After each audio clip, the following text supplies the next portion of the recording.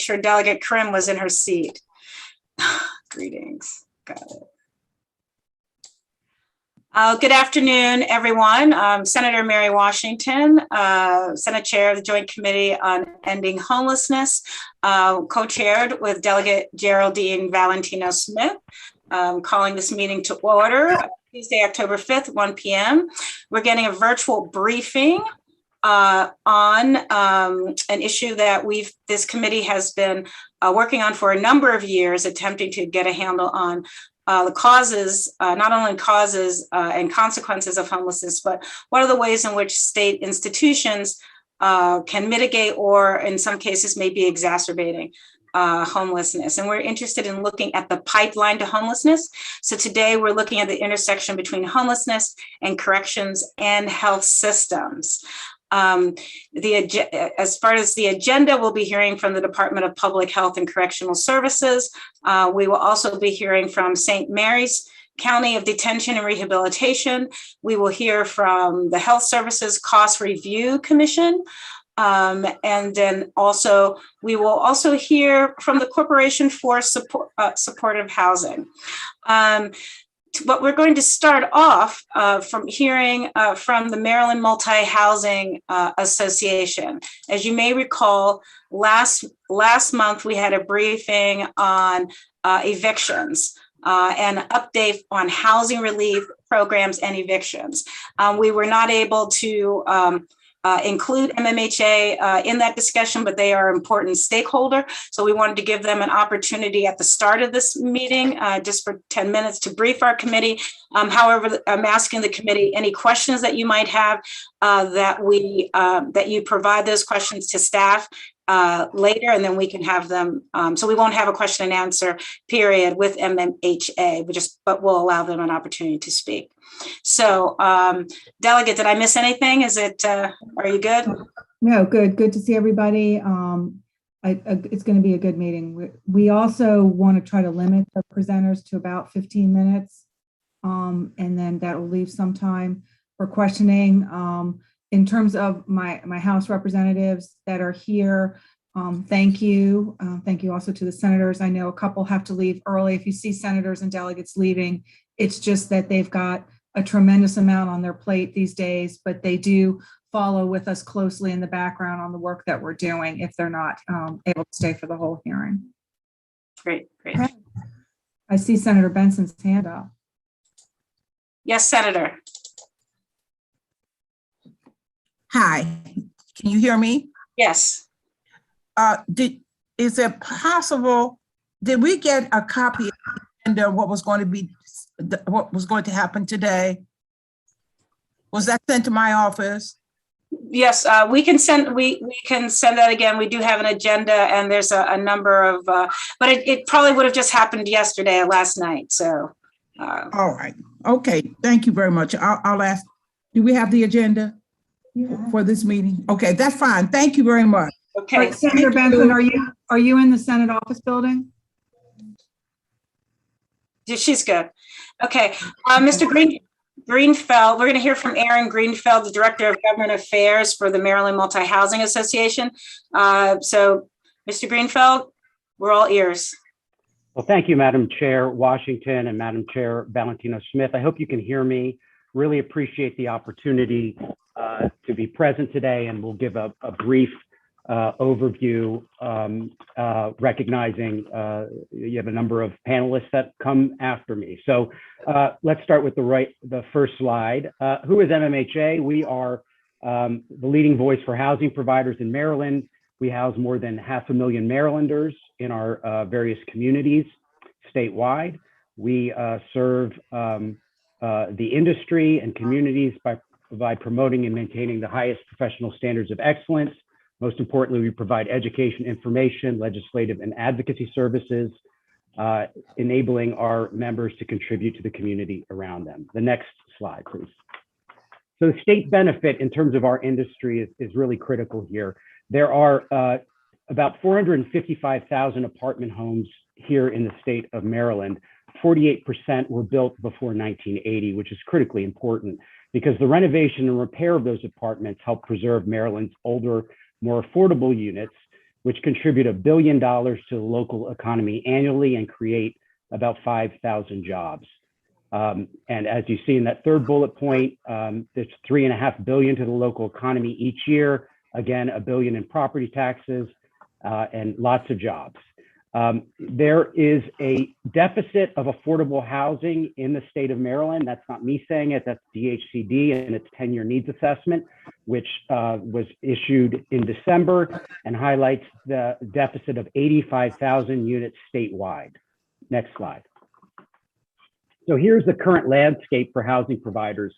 We have, given the pandemic, 6 jurisdictions have instituted some form of rent control during the governor's emergency order and for an extended time thereafter. While revenue has decreased significantly, while costs of goods and services have increased. Evictions, you spent some time at your last session talking a fair amount about evictions. Compared to July 2019, evictions have declined by more than 59% in July of 2021. This is data published by the District Court of Maryland, which continues to show that evictions have declined significantly since the beginning of the pandemic. Warrants of restitution, which are required to be obtained prior to an eviction, declined by 83% in July of 2021 compared to July of 2019. And the courts are very backlogged and cases are being heard well after the date of filing. The point here is there is no eviction tsunami. It's just not happening. And the data from the District Court of Maryland clearly demonstrates that. Next slide. This slide shows a reduction in the percentage of delinquent residents owing months of rent. And if you look at the chart, you'll see at its height in August of 20, there were just about 42.59% of tenants owing delinquent months rent. And as of August of 21, it was 16.78. This data comes from a monthly survey that MMHA conducts amongst its members, which own or operate in the survey itself between a report of between 80 to 100,000 units that those owners or managers maintain or own. And again, it shows a significant reduction in the percentage of delinquent months of rent. And there are good reasons for that, which we'll get into next.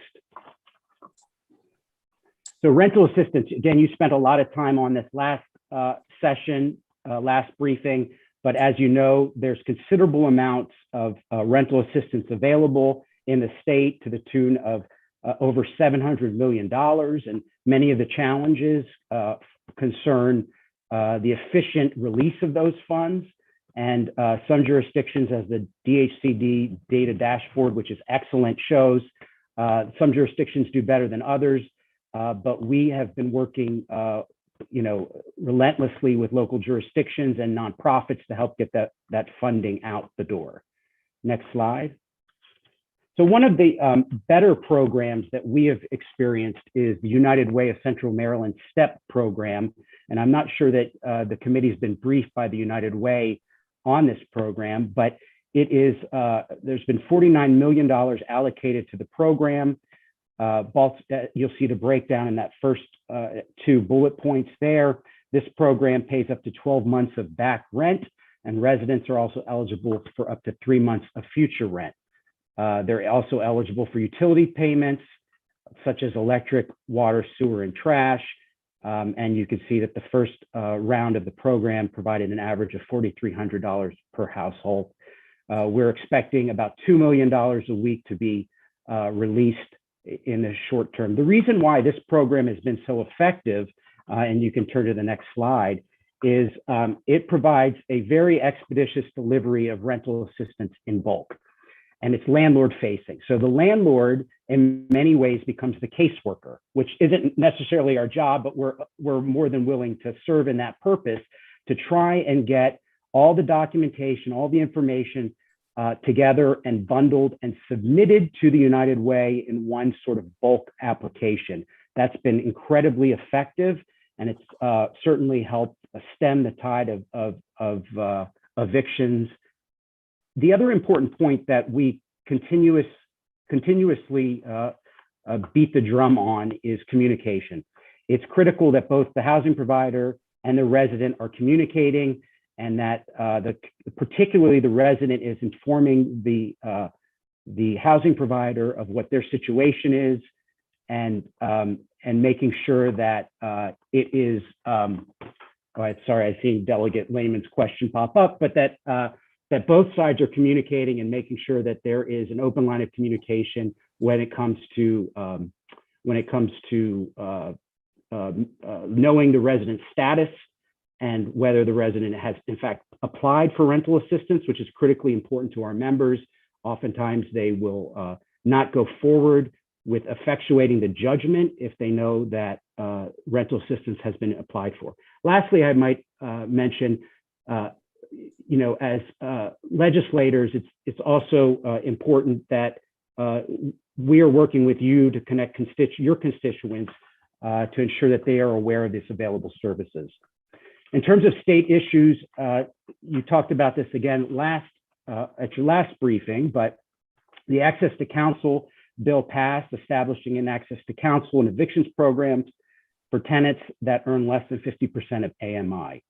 One way that the proponents sought to pay for that was to increase the filing fee on the failure to pay rent proceedings. Most importantly, from our perspective, is the problem with those series of bills, is they rendered the fee unrecoverable, which every surrounding jurisdiction allows recovery of the fee to the non-prevailing party. We're not aware, nor is the Judicial Proceedings Council aware of any state in the country that prohibits recovery of the fee. Those bills would have cost the industry annually $30 to $73 million. And those funds would have to come from somewhere. And so that would very likely mean, if those bills pass in that form in the upcoming session, which we hope does not occur, it's going to significantly exacerbate the affordable housing issue, which I referenced earlier, in that we will have to raise everybody's rent to cover those costs. And they're very significant costs on an annual basis. Next slide.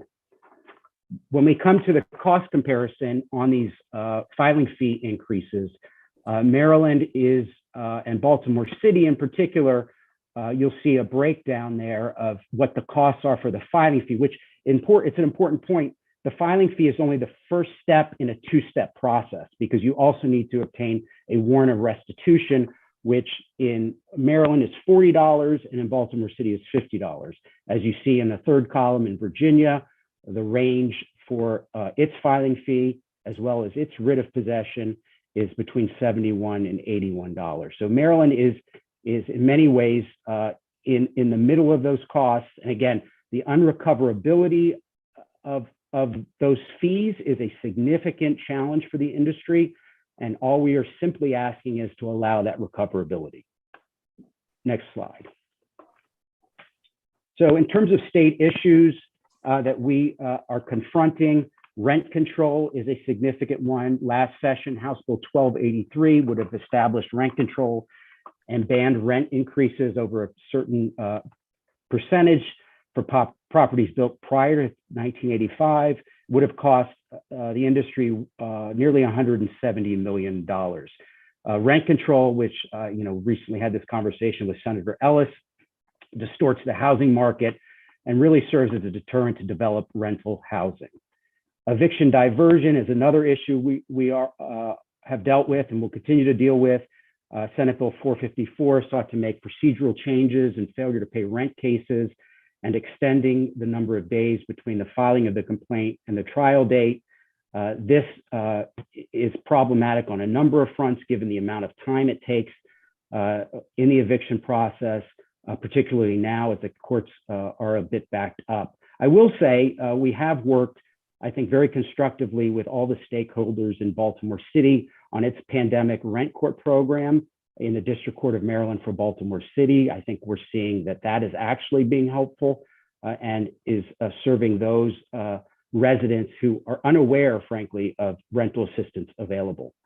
Tenant screening is another category that we are concerned about.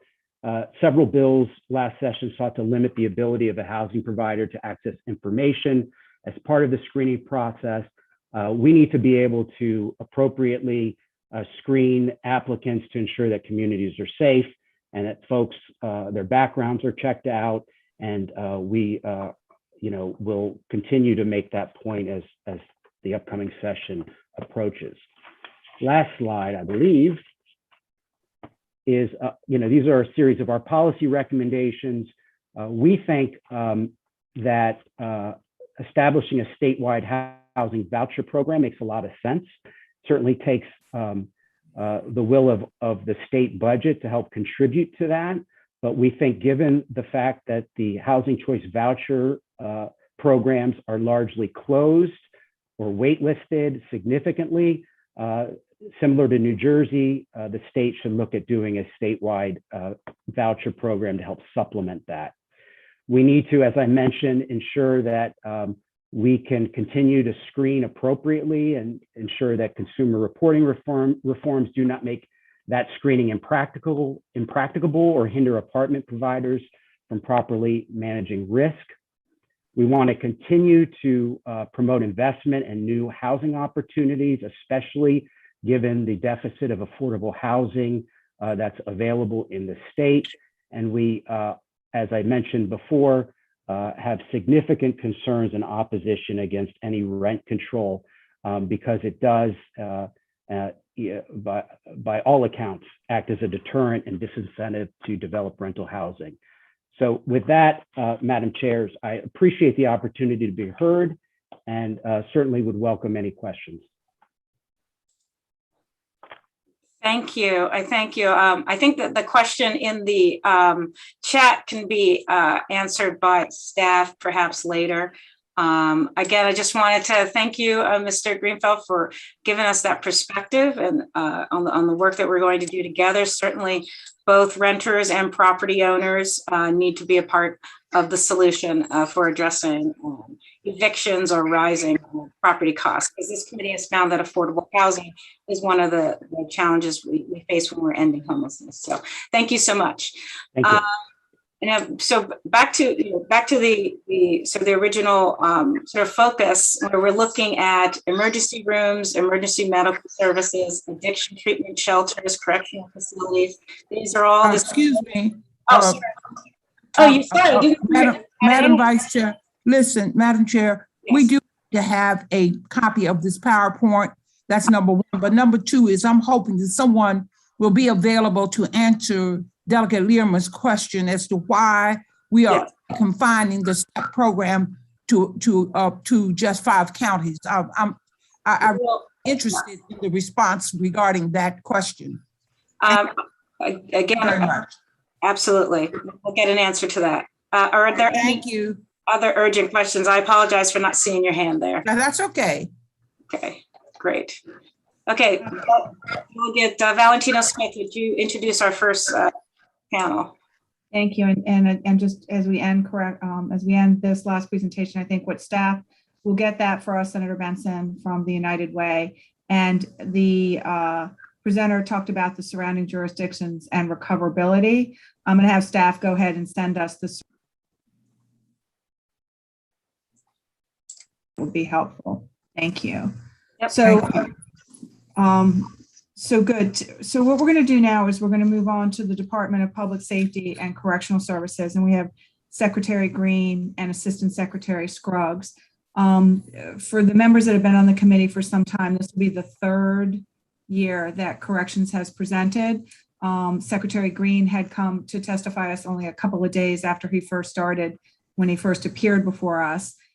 He knows, and many of us know, that our interest here is concerned that both at the county correctional facilities and at the state facilities, that people are being released or re-entering without stable housing. And what we've been working on with the secretary is trying to understand that data. We as policymakers can't really do anything till we understand the significance of the problem. So how we track and look at the problem, both at the county and the state level, how they're looking at it and how they're looking at outcomes and monitoring it, or what is or isn't working. Over the years, Secretary Green has talked to us about the discharge paperwork that the releasees do Our concern has been how valid that is with respect to the stability of the housing at release and follow up, and also adding in probation and what's happening on probation. So Secretary, the third year's a charm. Welcome back. And why don't you go ahead and start into your presentation? Thank you very much. Good afternoon, Chair Valenciano, Chair Washington, members of the committee. You do have copies of our presentation, which we're going to go through for you to review at your leisure later. For the record, my name is Robert Green. I'm the Secretary of the Department of Public Safety and Correctional Services. Also with me today is our Assistant Secretary, Carolyn Scruggs, Programs, Treatment, and Reentry Services, and Director Martha Danner of the Division of Parole and Probation, as well as Chief of Staff Rachel Sessa. Also with us is Director Angelina Guarino. She does our data collection and analysis. She'll be leading us through it and available for questions as well.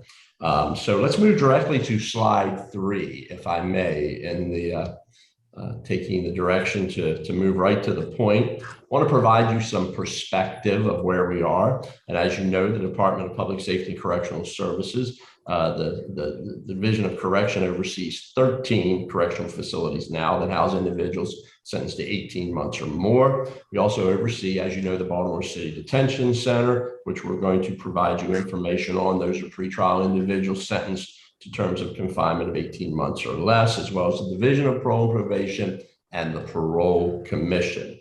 So for perspective, there are approximately 32,383 individuals who are being supervised in the community for criminal cases through court-ordered probation, under parole supervision, and under mandatory supervision. The majority of those are under court-ordered probation, but we also obviously monitor these groups for homelessness. So I'd like to go to the next slide, give you a bit of a bigger picture of what we do. Next slide, please.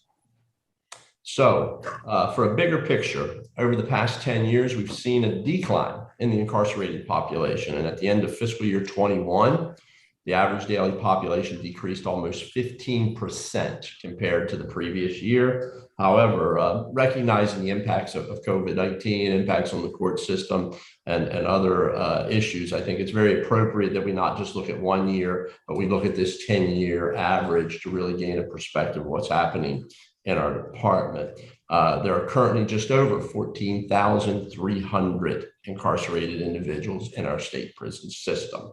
Next slide, please.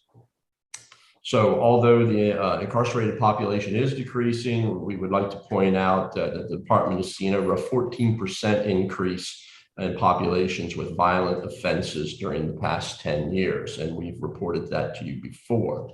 While this current year's trends are unique to the disruption that COVID has placed upon us and the normal criminal justice processes, the majority of our population does consist of individuals with crimes against persons, as a note of perspective.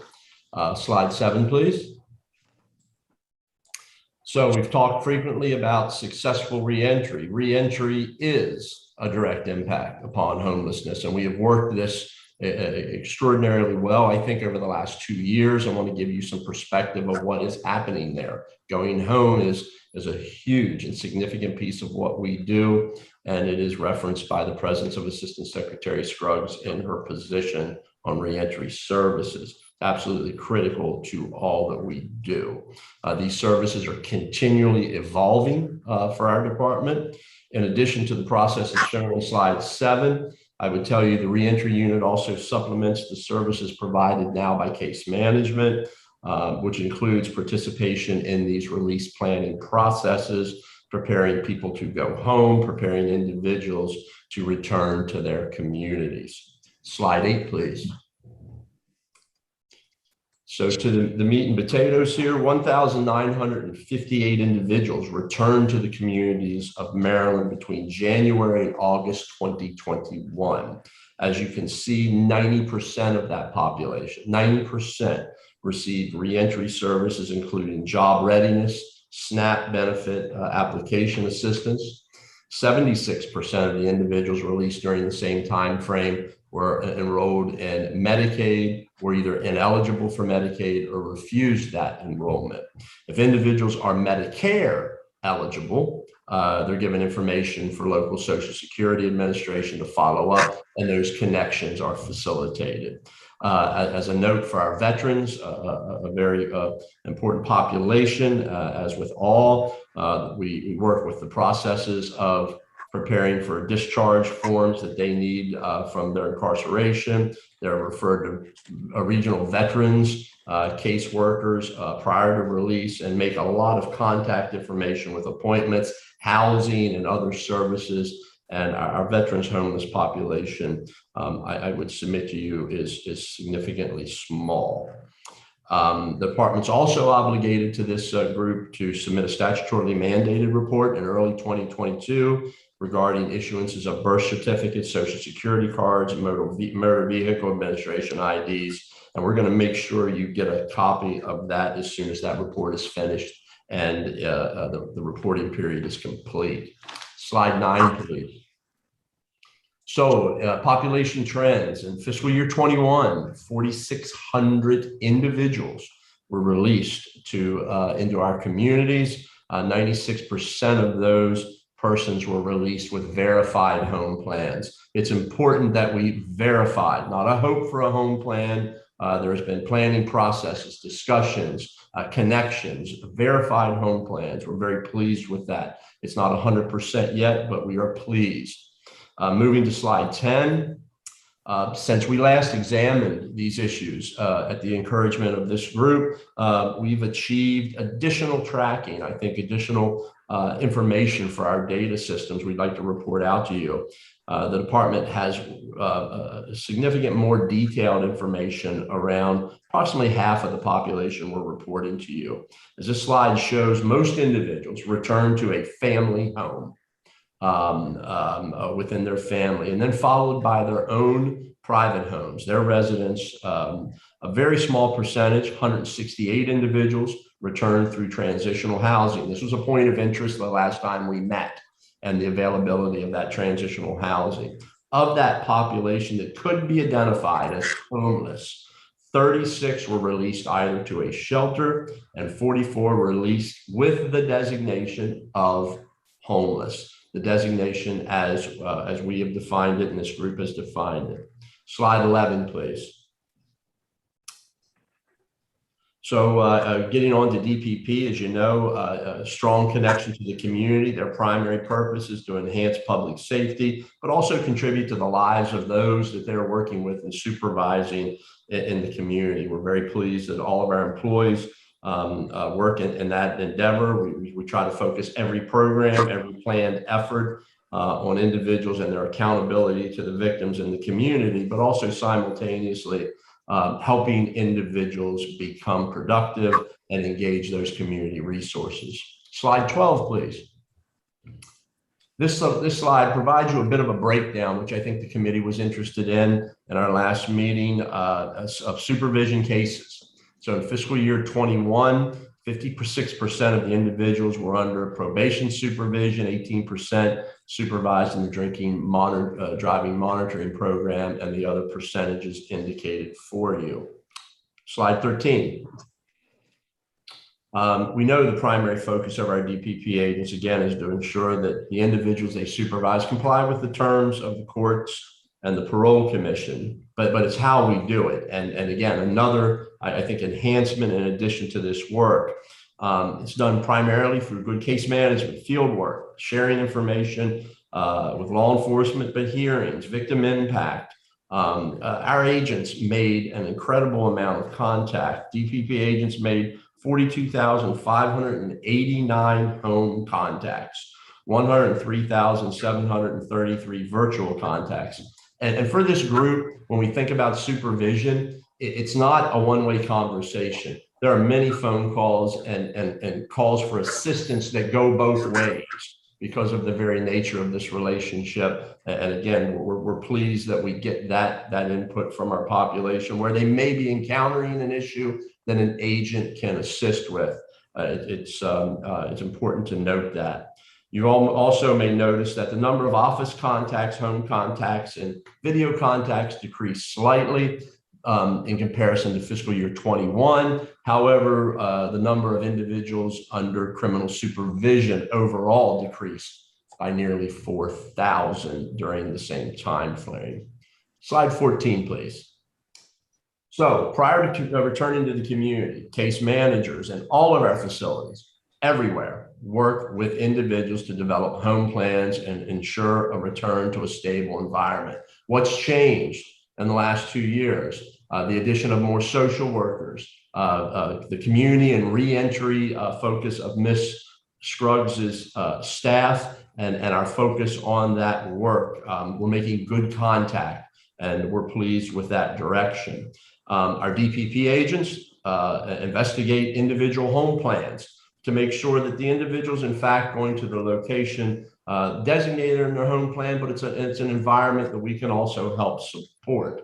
At the end of fiscal year 21, 183 individuals were identified as being homeless. Of those, 68 were men and 15 were women. And I think that was, again, another data set that this committee was interested in. Slide 15. DPP agents, again, committed to ensuring that all individuals are connected to these essential programs and services in their community. The next two slides speak directly to that kind of connection and the practices of the supervision for individuals who may be homeless. Agents continue to connect individuals who may be homeless to available community resources. It doesn't stop. They target the housing. They continue to target the referral. They maintain contact. And I think the important note is we continue to work the plan, and the plan evolves for this population, and we continue to work the plan with individuals. Agents conduct visits to homeless shelters to assure those referrals and those contacts are maintained, and where we can, again, connection to Department of Human Services, Department of Housing. I would say, as noted in our mission, it's the employees, every individual that's really working tremendously well every day with this focus around reentry, community connection, and they affect homelessness. But they also focus very directly on the unique criminogenic risk factors that every individual may have, their needs factors that we assess, and we continue to evolve and engage the person. Very deliberate use of individual, ladies and gentlemen. We got to take each case as it comes, and some are more intensive than others, but especially around homelessness, the focus is on connecting with evidence-based practices, experts in the field, and those that really can help us reduce this recidivism. So to that end, I think we've given you more data than we had last time that we came before you, and just absolutely pleased with everything that is happening, but we are a work in progress. We are open to your questions. Okay, let's see. Let me scout through the screen to see if we see any little hands up. Hold on. I don't see any hands. So is that Senator Ellis? Yes, it is. Okay. Yeah. Senator Ellis? Yeah, thank you, Madam Chair. And thank you, Mr. Secretary, for this briefing. It's great to see that the work we're doing in the General Assembly is impacting the great work you're doing, especially when I see the the line item for IDs, working with, again, the folks being released IDs. So my question, thank you for that. My question is, and people being released into homelessness, I was under the impression that inmates will not be released if they do not have an identified home to go to. Could you address that issue, please, sir? Yes, Senator Ellis. Statutory release, time served, an individual leaving our department, I have no authority to hold them inside any of our facilities. So to that end, I absolutely have to release an individual, but with safety net, with everything we can provide. It's a vexing issue, assuredly, for individuals to be released homeless, but it absolutely occurs. So if we have that that ability of supervision with Ms. Danner to continue to engage, but you also have individuals that, for lack of a better term, straight term, flat time out, no supervision, connection. We're still developing that plan around a person and those connectivities, which I think is the extraordinarily challenging work of Ms. Scruggs and that team, that we don't really care how an individual goes out, but we do have at times limited ability of control of that release, and that would be one of the circumstances, Senator. And so that's the only circumstance when folks are being released, is if their time is 100% up and you have no authority to hold them. But no, sir. There's going to be others that I think are in that. I'm giving you the example of the absolute, but there are individuals that may simply choose to be, and again, still working diligently to engage them and not giving up on them in the community. That an individual does not want to go somewhere, wants to go back, perhaps to the circumstances that they were in. And that's hard to grasp, but that happens as well. okay, great. Thank you, sir. Yes, Senator. Secretary, did Ms. Scruggs have a presentation of her own, or is she only here for? She's here for questions as well. We kind of wrapped it in the idea of brevity for all of you, but All right, very we're going to try. questions. Thanks. We're going to try and take one more question, because then we're going to go to St. Mary's and get some questions from then. Senator Washington, it's okay. It looks like Senator Benson. Yes. Hi there. I wanted to ask the superintendent, is there any correlation between those persons who are homeless and recidivism? From a data analysis standpoint, I'd have to really dig to see if we have a study that does that. Ms. Garino, from your analytical standpoint, could you reference a study for the senator that may have that tie? I do not know of one. I can speak to that. I would draw the distinction. Our recidivism is measured as return to our state custody. So you're going to see a very different pattern of the types of charges that would result in imprisonment in the state prison system. I think that cycle that you're perhaps more familiar with, you definitely see being a lot more prevalent on the local level, tied to maybe multiple periods of short incarceration, destabilizing someone and taking them out of their everyday, as opposed to the longer stays that we tend to experience. While that has not, there has not been previous reporting from the department that linked any details of home planning or the jurisdiction that an individual was returning to, or their housing situation they're in previous reports. It is now that, I think, thanks to the focus of this committee, now that it's something that we have the ability to identify a little more concretely within our data, we have the freedom to be able to look into that going forward. But again, that is, as you can see in these numbers, a very small number of individuals. Maybe 50 in a given year, 3 years out. It's not going to be as meaningful as you would get if you were focusing on a different demographic factor that had a more substantial group to evaluate. Thank you. Now, one quickie. For the resources, the housing resources for the people that you work with, are you all meeting with success in the various counties? Do you all specific agency or specific contact in each of the counties that you work with to ensure that these ex-offenders are taken care of? I think that is a great question and directly on point, that I'm glad that a representative of our local wardens is here. Every day we're attempting to do that. And your point, Senator Benson, is that individuals are going home to all the unique counties of our jurisdiction. And there's a really incredible dashboard. Please go and see that we can tell you who's going where the validated plan is, and to what county.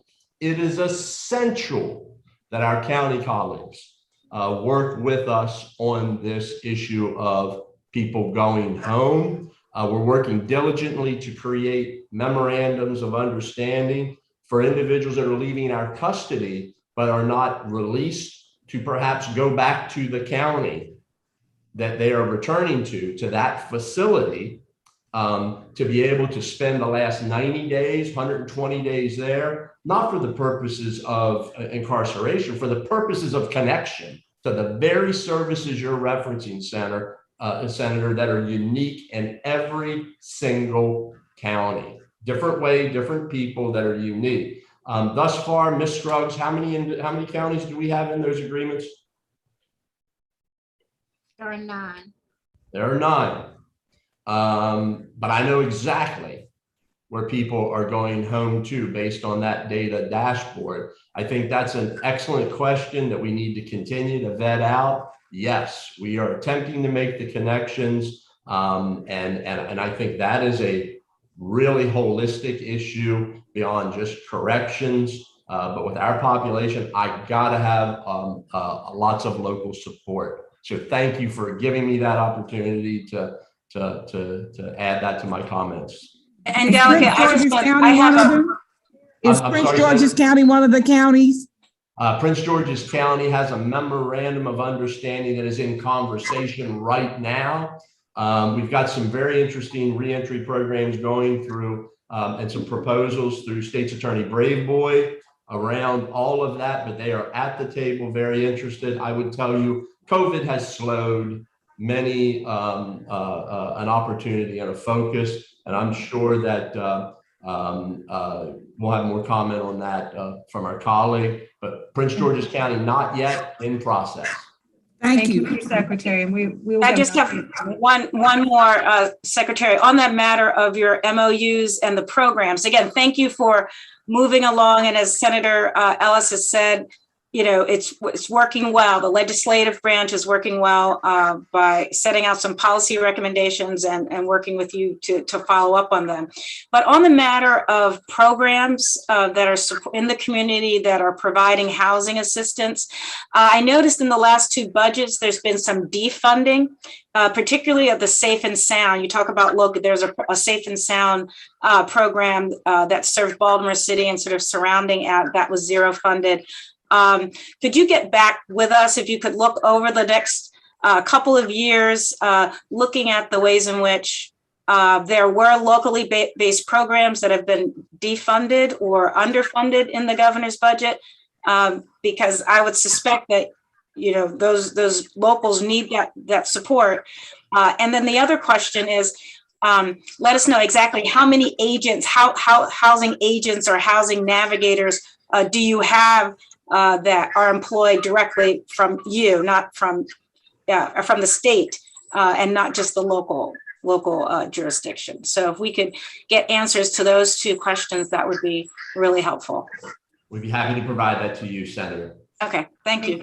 Thank you, Senator. So, Secretary, in closing, as we let you go, look, when you first testified to us, we asked you very specific questions and you didn't have the answers, but certainly you've spent the time now developing the data points in your system to be able to bring us more specific data. So for that, we are appreciative in the evolution of our relationship with you and your department. I think Senator Benson hit on something very important. And if Ms. Guarino could go back, if you could, we have to prepare a final report.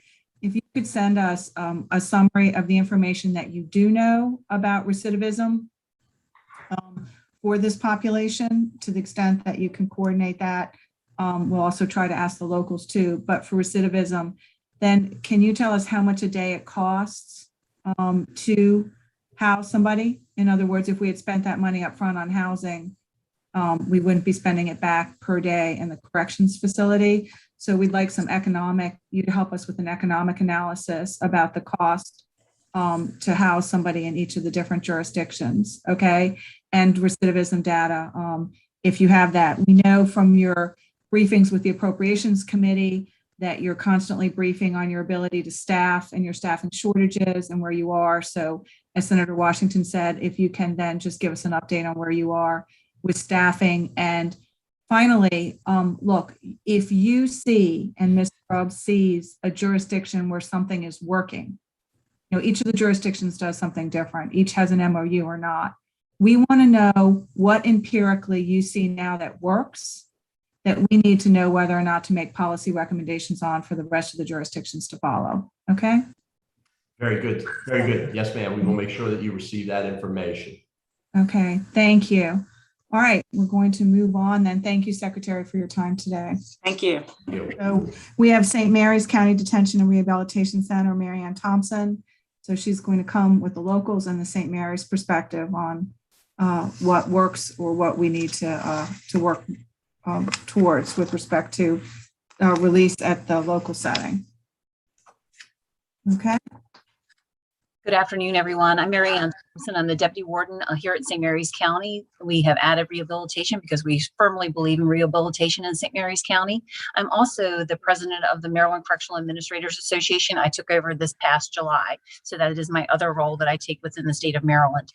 So next slide, please. Returning to the community from jail presents an inordinate number of obstacles related to employment, housing, treatment for health, substance abuse, and behavioral health issues, and family reunification. In order to assist offenders with reintegration to the community, St. Mary's adopted a community corrections and offender reentry philosophy. Currently, we are watching 158 offenders in the community on home detention and pretrial supervision, and we have 182 incarcerated. So currently our total population that we're watching in St. Mary's County is 340 inmates. Next slide, please. In St. Mary's County, there are 3 paths to offender reentry. The first path is through community corrections through our pretrial supervision and our home detention program. The next path is if you are have an opioid addiction, and we can get you on medicated assisted treatment, and we develop an offender reentry program just hand in hand with you being on medicated assisted treatment. And our third is for in-house our detained offender reentry population. Next slide, please. What you see before you is our Community Corrections Center. We are very, very proud of this. We had started this process 3 years ago. We had asked for budget monies because in local detention centers like St. Mary's County was constructed in 1989. And while you had education and religious programs, it was never designed for the type of rehabilitation that is being expected in today's corrections. So we were really, really tapped out on office space and such. And then hit COVID-19. So COVID-19, we had to take in, like many other businesses, we had to take in, our officers had to go out on telework and such. So we were very fortunate. We were able to take and get some CARES Act money. And this building that you see before you was started, the process started in May of 2020. We opened with a groundbreaking in May of 2021. So we were able to take and reopened back up for community corrections. We never stopped. We were able to start seeing offenders again. So in this, we have not only got space to see the inmates, but we have plenty of room for community partners. So we are very, very proud to be able to take and say that that is one positive thing that came from the pandemic for us. Next slide, please. Our flagship here in St. Mary's County, while pretrial supervision has been around for quite some time, for a detention center of our size, we started in November of 2015, and we've become the gold standard for the state, where we've had other detention centers of our size that have adopted our program here in St. Mary's. So currently we're watching 113 offenders on pretrial, 95 males and 18 females. During the height of the pandemic, we took and rose to 145. And what's interesting for us is we really, when we first envisioned pretrial, we thought we'd have about 25 offenders, and we have exceeded expectations of what we're able to do in the community. Next slide, please. For community pretrial average monthly offenses, if you take a look, you can see across the bottom what we are watching in the community. We have even had somebody that was out on for a murder charge that we are watching on pretrial successfully. So it's all the whole gamut of charges where people come in, and it's, if we can get them a home plan and we can still maintain public safety, they're put on pretrial supervision. Next slide, please.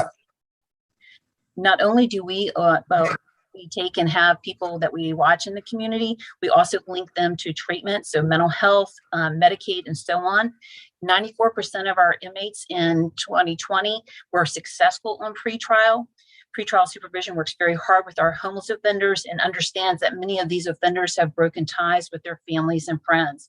We have found that when the families allow them back in their homes to sleep on the couch, more often than not, family reunification occurs and families are able to restore ties With being stable, offenders are able to establish employment and have homes. Next slide, please. Offenders who do not have insurance are immediately linked to the health department for Medicaid. 37% of our current pretrial supervision population are on substance abuse treatment programs. Next slide. St. Mary's has a 99% success rate for offenders for court appearances. As you may see from the slides, the offenders who are successful in pretrial supervision are not serving jail time. So what's happening is they are very successful on pretrial. Of course, they were on pretrial just a little bit longer during the pandemic, but they're not being incarcerated once that happens. So it's a much smaller percentage. So, and next slide, please. One of the great things that we have been able to do, and Secretary Green's shop with parole and probation, they have been such a great partners of ours. So one of the things we know is that inmates, to be able to that to be able to move from one place to the other, that's definitely a challenge for them. So on July 6th, we started the first one-stop shop, and where it was case management, where we brought pretrial supervision and parole and probation together. And we also set it up so that the substance abuse counselors are on site. So this way, we have a great communication between the pretrial supervision and the parole and probation. So it really is great. And we also, in this picture, you'll see there's the representative from the county library, because there's so many services that are available at the library that don't cost anything. So it's very great for our offenders and their families. Next slide, please. In St. Mary's County, we were when House Bill 116 became law in 2019, we were one of the pilot programs for medicated assisted treatment. Since September of 2020, 111 offenders have been maintained on or began MAT. All have treatment and offender reentry plans to assist with transitioning from the jail to the community. And there is a multidisciplinary weekly team meeting to discuss case management for issues for MAT offenders. Next slide, please. So for our detained population, the offenders, we meet with them for reentry purposes, social services, and parole enrollment. Next slide.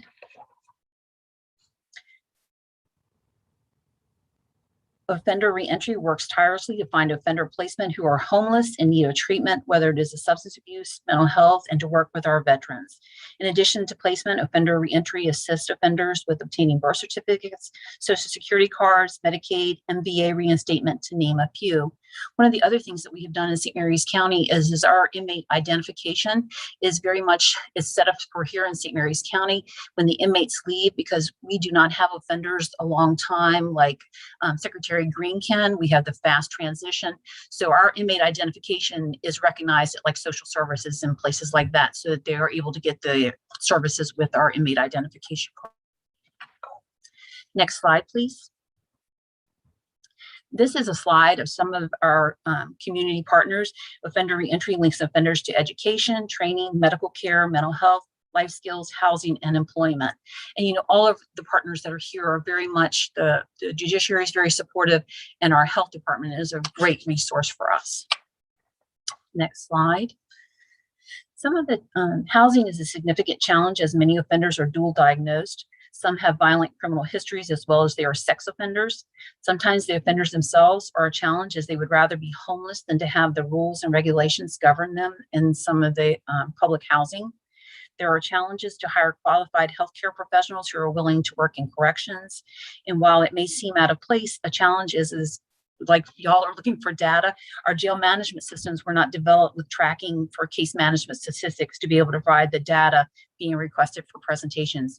It has gotten so that each piece of legislation that's coming out now requires a lot of data. And we're frankly, most of our JMSs are not set up that way. Next slide. So in St. Mary's County, we're very fortunate. We've added a new addition, which we expect to open in this fall.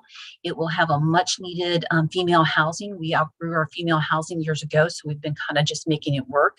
We will get a new medical and mental health section that'll come on, so we're looking forward to that. We are in the process of beginning a day reporting center, and they're in the planning process for that. And then we're going to continue to expand our community corrections center, which we're very happy to have the space to be able to do that, to have our community partners come in. Next slide. So this is a slide, it's for the Maryland Correctional Administrators Association, and just gives an overview of what Maryland Correctional Administrators Association does. But I also wanted to put in how many counties in the state of Maryland have pretrial programs. There should be an additional one on the slide. It's Harford County, so it'd be 16 counties, as well as Baltimore City. 14 have home detention programs, and then Washington County has the first day reporting program in the state of Maryland. And then the next slide. And it's just my contact information. And if ever y'all need to be able to reach out to the wardens in the state of Maryland, please do not hesitate to email me, because I will gladly email your information out and we will get you as best we can a response. And that's all I had. Did y'all have any questions for me?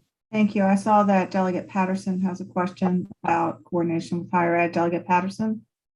Thank you very much. That's very insightful, informative. But my question, in looking at the multiple partners, are there plans to have any type of partnership with the College of Southern Maryland, since there are campuses throughout Charles, St. Mary's, and Calvert?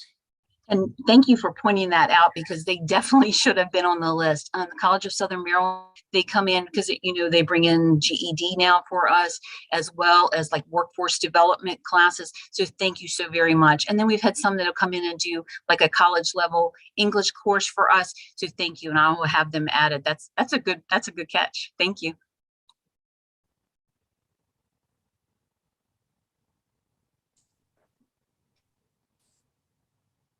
Sorry, I was on mute. Senator Ellis. Thank you, Madam Chair. Thank you, Ms. Thompson, for this presentation. A couple questions I have Okay.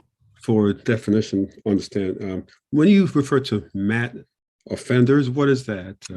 I apologize. It's medicated assisted treatment. We were one of the first pilot programs for medicated assisted treatment to be able to offer all three variations. There are some have been doing like methadone, like Anne Arundel County offered medicated assisted with methadone, but we're one of the 4 pilots to be able to offer 3 different formularies, to give the inmates a choice, so they have a freedom of how they would like to do their medical care. So it's strictly with inmates with substance abuse problems? With opioid. Opioid. Okay, great. Thank you for that. And the second question, you showed the picture of the Community Correctional Center. And yes, sir. So I don't see any fences around it or anything like that. Does it house inmates or anything like that? Or no, sir. And we in St. Mary's County do not have a fence around our detention center. Okay. And so inmates are housed in that facility? No, sir. That's strictly it's office space, and there's a couple, for offenders, and there's some interview rooms, and we have like a space like an offender waiting room, a couple different areas where they can come and do like resumes and those kinds of things. Okay.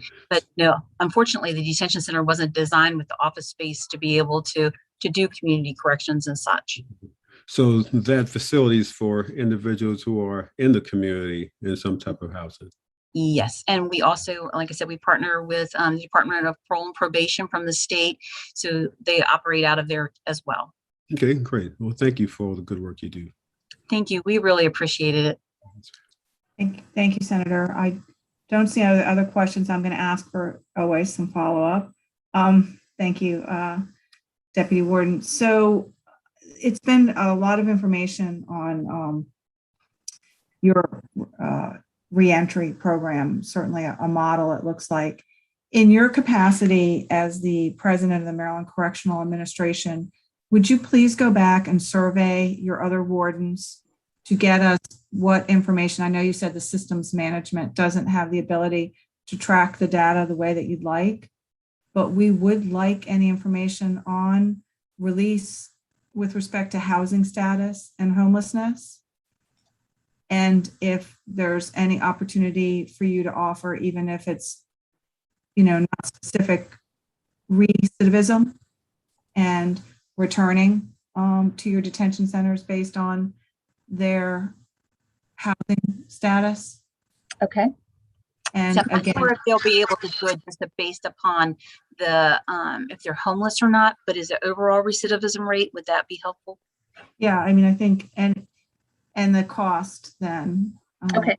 I see Senator Washington. So basically, the other question is in your slide for home detention programs, Prince George's County is not listed as having a home detention program. I guess maybe just ask that administrator to do some follow-up with me on what they're doing. Okay. I definitely will. And why. So basically, the gist of your presentation is robust reentry services is needed for the success of somebody reentering. We just are unclear yet how to use your presentation to connect it to housing status and housing security. You're using that as one of your prongs, but to the extent that you can help us more graphically understand what we can or can't do, or what some other jurisdictions are doing. We know we have an inventory shortage with respect to that, but as we prepare our final report, we really try to take advantage of you while you're here and your association members to give us some specifics that we can work with in this area. You both most definitely can, because it is a shortage, and and our offenders coming out with having like a sex offense charge or the violent tendencies, that really limits where people can go. So we really appreciate it. Okay, so if you could send back even just some bullets or what some of the very specific impediments are and any recommendations, that would be helpful. Before we move on, Senator Benson. You have to unmute, Senator. Several years ago in Prince George's County, we pressed for a day reporting and a home detention program for women. Do you know what may have happened to that?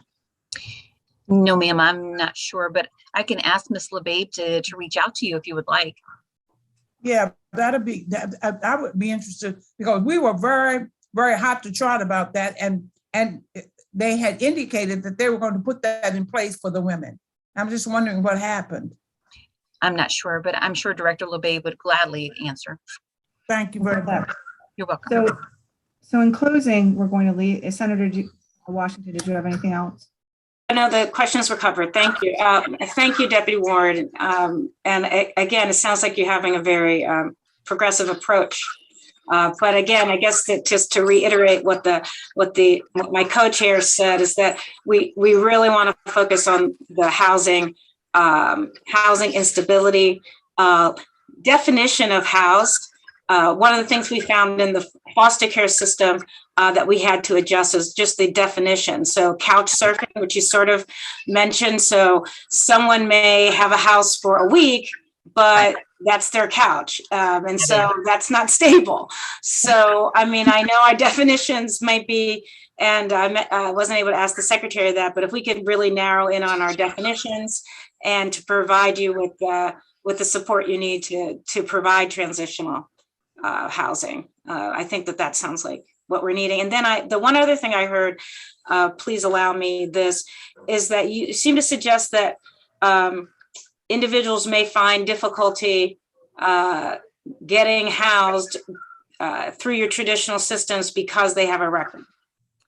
They do, and especially a sex offense or some violence. We can, like one of our mental health people, they were in like a PATH kind of program. However, they got violent for whatever reason, and once they're stable again, they still don't want them back because they want them to reimburse, for costs of damages and stuff, which I understand, so But it's still a challenge.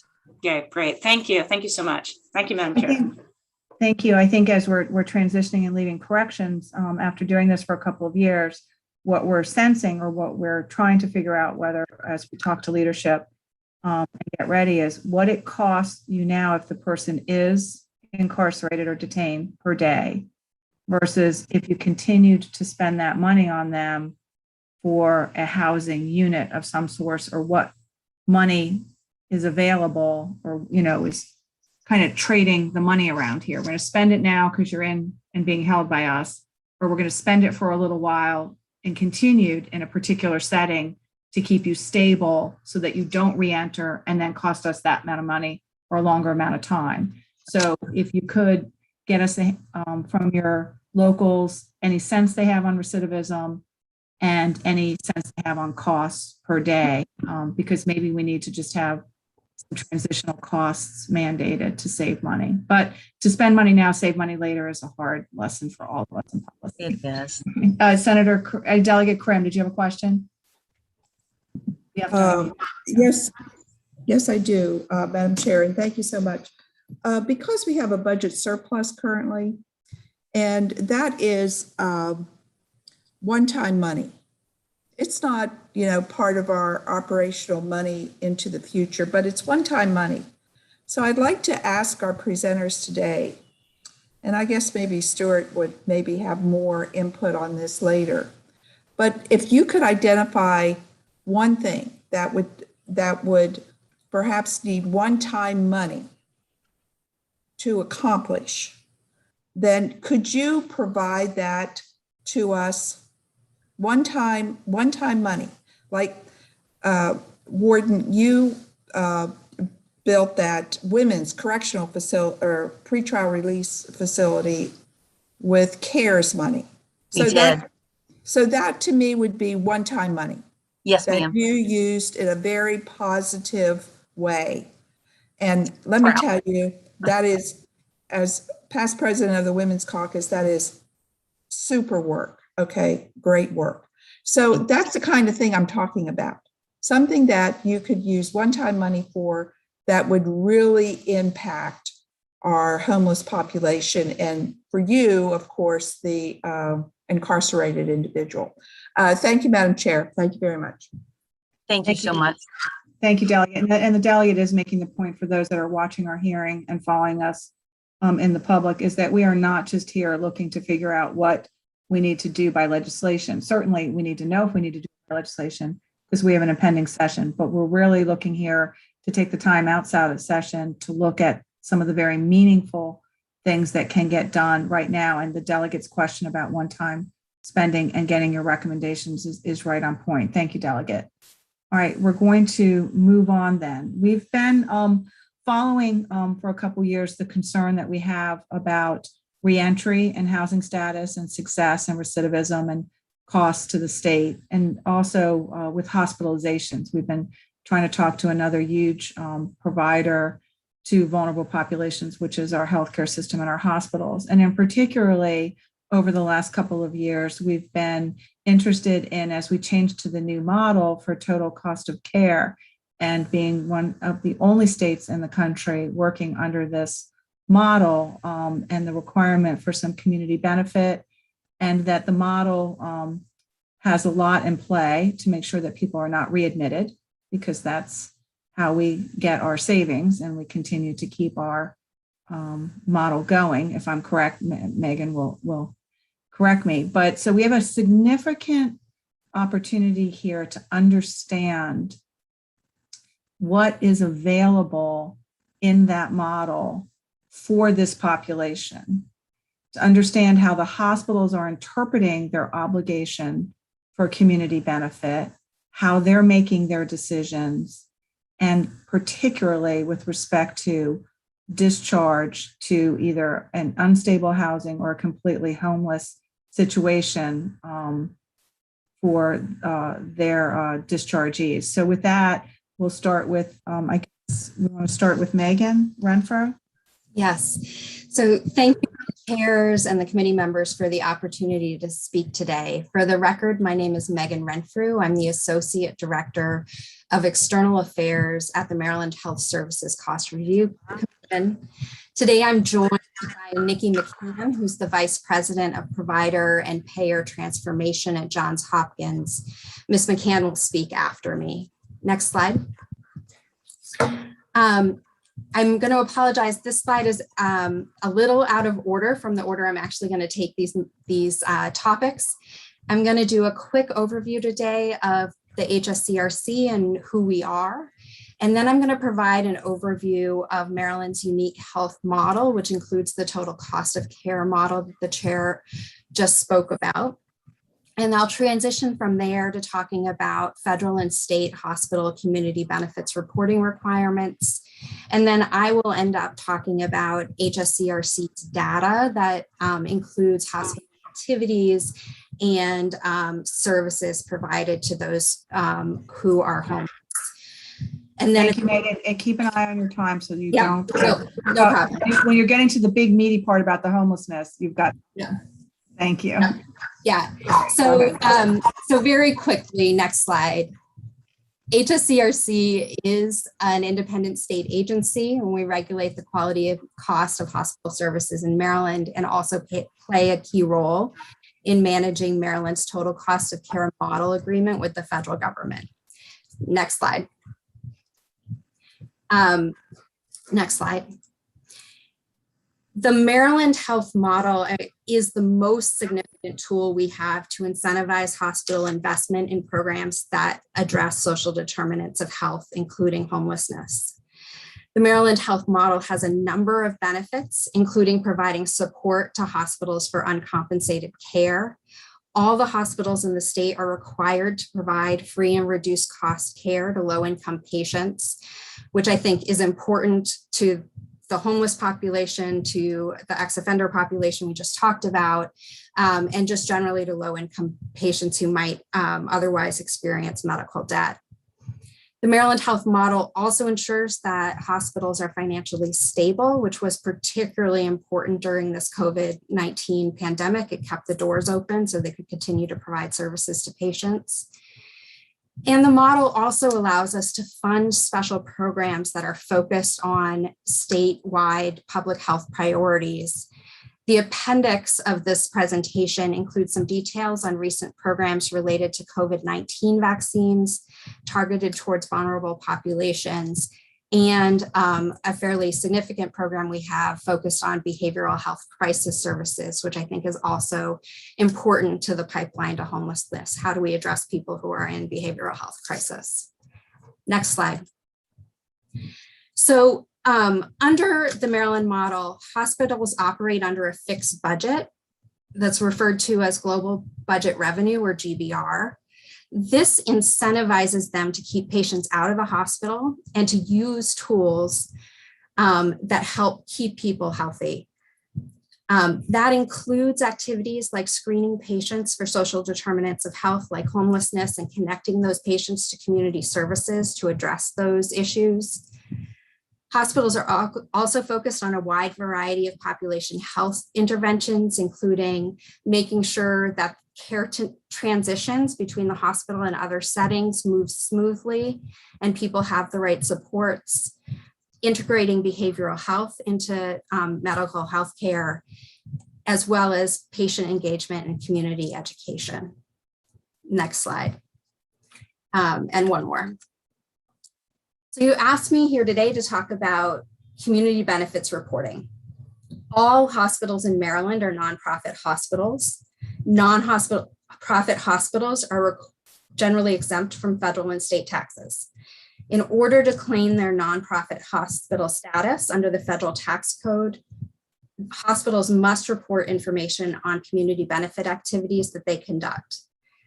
Federal law does not require that the hospital spend a minimum amount on community benefits. As a result of the Affordable Care Act, hospitals, in addition to reporting on their community benefits, they must conduct a community health needs assessment every 3 years. That ensures that hospitals are going out into their community and having conversations about what the needs are in the community, and then taking that into account when they develop their community benefits plan. Hospitals that fail to conduct a community needs assessment can be subject to a federal fine. Next slide. Community benefits reporting in Maryland at the state level started about 20 years ago. Our state requirements add to the federal requirements. HSCRC publishes an annual community benefits report on our website, and we also post the individual reports we get from hospitals on our website. Since the community benefit reporting began, hospitals have increased the proportion of operating expenses that they are spending on community benefits, which is a good trend. I think it's important to note that most hospitals moved to global budgets in 2014, and that changed hospitals' incentives to make these investments. So we expect to see continued improvements in this area as hospitals continue to operate under this budgeted payment model. In addition, in 2020, the legislature passed a law that made some changes to the state community benefits reporting requirements. As a result of that law, HSCRC has changed the community benefits reporting templates that hospitals use. This should result in improved data reporting beginning with fiscal year 2022 data, which we'll receive in fiscal year 2023. Next slide. This slide shows the federal and state reporting categories for community benefits. Maryland collects data on community benefits from hospitals using categories that are similar but not identical to federal community benefit reporting categories. Our current template, which again will change, collects aggregate data at the category level, so at the level of the things that are listed on the screen. That impacts our ability to use this data to determine hospital investments in housing and other homelessness interventions. And by other homelessness related interventions, I mean things like food distributions, mobile clinics, funding for healthcare for the homeless, et cetera. And as I mentioned, that reporting will get better. And so we'll have more information in fiscal year 2023. Next slide. So just in summary on community benefits, all Maryland hospitals are required to report on community benefits to qualify for their federal and state tax exempt status. Maryland law adds to the federal requirements for reporting and for community needs assessment processes.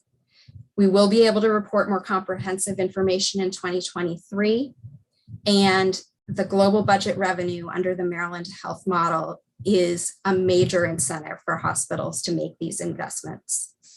Next slide.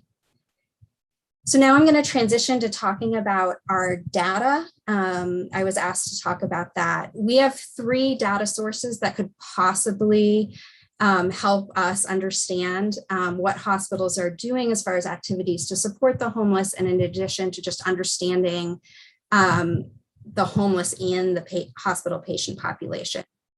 I already spoke about the limitations of the community benefits reporting. It's at too broad a category level for us to specifically pull out homelessness activities. We also have an annual population expense health survey where we survey hospitals annually. This has a very similar problem in that the categories are broad, and so we're not able to pull out specific activities addressing the homeless. And then finally, we do have a very robust data set called our case mix data set that includes data on inpatient and outpatient visits to hospitals. So this is helping us understand our patient population. In this data set, it does include data on the patient's housing status. We believe that data is probably underreported. We do see variation in reporting by hospitals, which suggests that some hospitals are not reporting this data as accurately as others. It also depends on the patient identifying themselves as homeless. The data we have here only shows us the medical services provided to those patients. It does not show the non-medical services provided to the patient. Like, for example, if there was a social worker or a case manager who's helping that person get connected to various services in the community, that will not show up in this data set. I also wanted to note CRISP, which is our statewide health information exchange, is working with a number of Baltimore City hospitals on a tool to capture referrals for services and working on collecting information from a number of places about what community organizations are out there with services. So they might also be an interesting organization for you to understand what they're doing with data and services. Next slide. So using the case mix data, which I just spoke about, what we can see is that more hospitals are reporting on homelessness status each year, which is a good trend, right? That means the data is getting more complete. We still have a ways to go, but we're definitely improving. We also see that based on the data we have, which again may be an undercount, less than 1%, significantly less than 1% of hospital visits, both inpatient and outpatient, are coded as homeless. So it is a very small population in our data. Next slide. When I looked then at the hospitals that have the most, that serve the largest homeless populations, these are the 5 hospitals. The ones in green, on the green box, are the hospitals that report the highest number of visits each year by people who are identified as homeless. I think this list makes some sense in that it's very heavy on Baltimore City. But again, the data probably has some room for improvement. And then the list in the blue is a very similar list. This is by charges rather than by account of visits. But you can see the hospitals are essentially the same. So I am now going to turn the mic over to Nikki McCann. She's going to talk about Hopkins' approach to addressing homelessness. And as you can see, Hopkins is one of these top 5 hospitals. So they serve a larger homeless population than many hospitals in the state. And so I'm hoping she can tell about the things they're doing to help this population, and then I'm available for questions. Thank you. And that's what we'll do. We'll hold questions until after Johns Hopkins finishes their presentation. Ms. McCann? Okay, great. Thank you so much. Thank you so much for the opportunity to speak to you about some of the initiatives that Hopkins and other of the hospitals are doing to address homelessness. I really want to emphasize some of the points that Megan just said, that the total cost of care model really does serve as a framework and a catalyst for innovation and addressing some of the big social and population health issues that address, the Hopkins and other hospitals. And so, one thing that I think is really important to talk about is the level of collaboration that the total cost of care model has facilitated. And something that likely I can, say for certain that it didn't exist before the total cost of care model, and I suspect that that it doesn't exist outside of Maryland, at least not to the extent that we've engaged in it here. And just to give you a few examples. The first is the Assistance and Community Integration Services, referred to as ACES, or supportive housing. This is a collaboration across 10 hospitals in Baltimore City, the Mayor's Office for Homeless Services, Healthcare for the Homeless, and Maryland Medicaid. And we work with the Mayor's Office for Homeless Services. They identify housing slots for individuals. But there's a recognition that just because people have housing, just because they have a place to stay, does not mean that they will necessarily be successful in that new environment. So there's a great appreciation that other supportive services are needed to help, support people in their new home. And so Healthcare for the Homeless is a provider that offers those supportive housing services, coming to individuals in their home where they may need behavioral health services, they may need financial counseling, they may need transportation. It's a wide variety of services that are offered. And the role of hospitals is to provide the Medicaid matching dollars. So we're the funding source for that program. And this program really has had a lot of success so far. And the focus of the program is on individuals who are homeless or at risk for homelessness, but who also have multiple chronic conditions and have had multiple intersections or visits with healthcare. They have a lot of hospitalizations or ED visits. And just to highlight some of the outcomes that we've seen so far is that an initial analysis of this program, and all of the 200 slots have been filled, but analysis of the program has demonstrated a 32% reduction in total healthcare cost for these individuals, and a 52% reduction in ED charges. So, this is a population that frequently utilizes the ED, sometimes for social support, sometimes for medical needs. So this is a program that really has demonstrated tremendous success. And if I could sort of borrow a line from my colleague, Kevin Lindemood, when he speaks to this program, is this really does demonstrate that housing is healthcare. There are data and studies out there that show that, that up to, 40 to 80% of people's healthcare costs are associated with their socioeconomic status. So I think this is a program that really demonstrates collaboration and what can be done when we all come together. And as I noted earlier, this is something that really is fostered by the total cost of care model. I mean, imagine getting 10 hospitals to come together to support a program.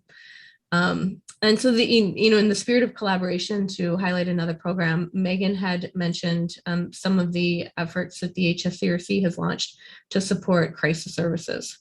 And so in Baltimore, we are involved in a program called the Greater Baltimore Regional Integrated Crisis System. You may have heard of it. It's GBRICS, referred to as GBRICS. This is a collaboration. If I thought I was wowed by 10 hospitals collaborating, this was 17. And so this is 17 hospitals across 4 jurisdictions, and also including collaboration from local government and local behavioral health authorities. And the goal of this program is to expand crisis services through a few very direct initiatives. One is a very robust crisis hotline, a robust call center and referral system and tracking. This would not just refer people to someone else, but can follow and make sure that somebody did get that follow-up appointment that they were referred to. The other aspect of this is expanding and standardizing mobile crisis teams. So all jurisdictions in Maryland have mobile crisis teams. And no jurisdiction has them in an amount that is sufficient to meet demand. And a mobile crisis team in each jurisdiction can look very different. Sometimes it is a police officer with a trained professional. Sometimes it's plainclothes peers. What we're looking for is to develop a standardized mobile crisis team. Again, looking at evidence-based practices, which would be that model of a trained professional accompanied with a peer. The goal of this is to decrease engagement of law enforcement and hospital emergency departments in times of a behavioral health crisis. Just a statistic to help demonstrate the need for this, and I'm sure all of you are aware of the emergency petition process and how sometimes that does or does not meet the needs of individuals experiencing a crisis. But 60% of the individuals coming to a hospital under emergency petition are discharged, meaning they do not meet the criteria for inpatient admission. That doesn't mean that they're not experiencing a behavioral health crisis, but they don't need inpatient level of care. They need something, but not a hospital bed. And so we're hoping that this expansion and standardization of mobile crisis teams will help with that. And then the last component of GBRICS is partnering and supporting community providers to offer same-day access, right? It's no good to anybody if they can't get an appointment today, if they have to wait 3 months. So we're hoping to expand same-day access. And while this program is not directly related to homelessness, we did want to talk about it because there's such a high prevalence of behavioral health issues in the homeless population. And so we know that these expanded crisis services will definitely be meeting the needs of those individuals who are struggling with homelessness.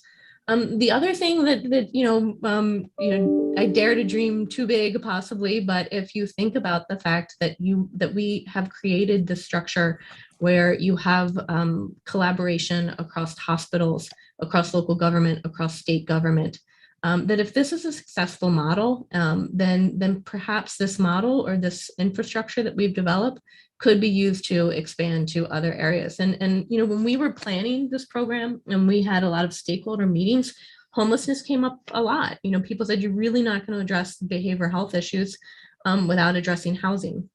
But there's only so much funding available, and so we focused here on the crisis services. But maybe I'm hopeful that this kind of collaboration and infrastructure could be the vehicle for other collaborations to solve big social public health problems as well. And also, I failed to recognize that we also have philanthropic organizations who have been involved in GBRICS as well. So not just hospitals and local government. And then just another area, again, in the spirit of collaboration, I wanted to talk a little bit about the collaboration that has happened between Johns Hopkins and the University of Maryland Medical Center. As the state's two academic medical centers, you might think of us as competitors, but COVID has really brought about a level of collaboration that is even beyond what we enjoyed prior to the pandemic. So if there is a silver lining, it is sort of the enhancement of that level of collaboration. And together with the University of Maryland, we partnered on several testing and community vaccine initiatives, demonstrating tremendous success there, again, with help from the HSCRC. Hopkins to date has administered vaccines to administered over 15,000 vaccines in the community, and have really made tremendous progress in vaccinating the Latino community in East Baltimore, who has otherwise been considered to be vaccine hesitant. And a lot of this has to do with the fact that we have had a presence there since June of 2020.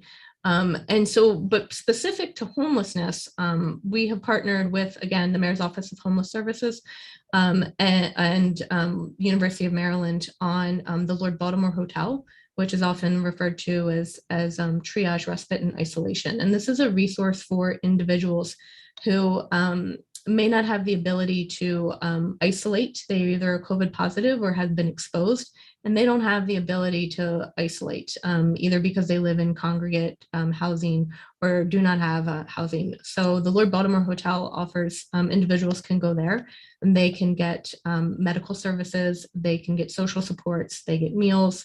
And since May of 2020, we have served 2,200 individuals.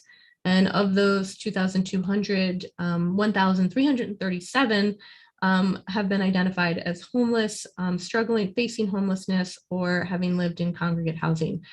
So I think that's a great example where, in these challenging times, our organizations have come together to address the needs of the homeless population. And then just a few, if you'll indulge me for a minute, a few very specific Hopkins programs, because as much as this collaboration is important, we also have to recognize that each individual hospital, the patients and the populations that they serve have unique needs.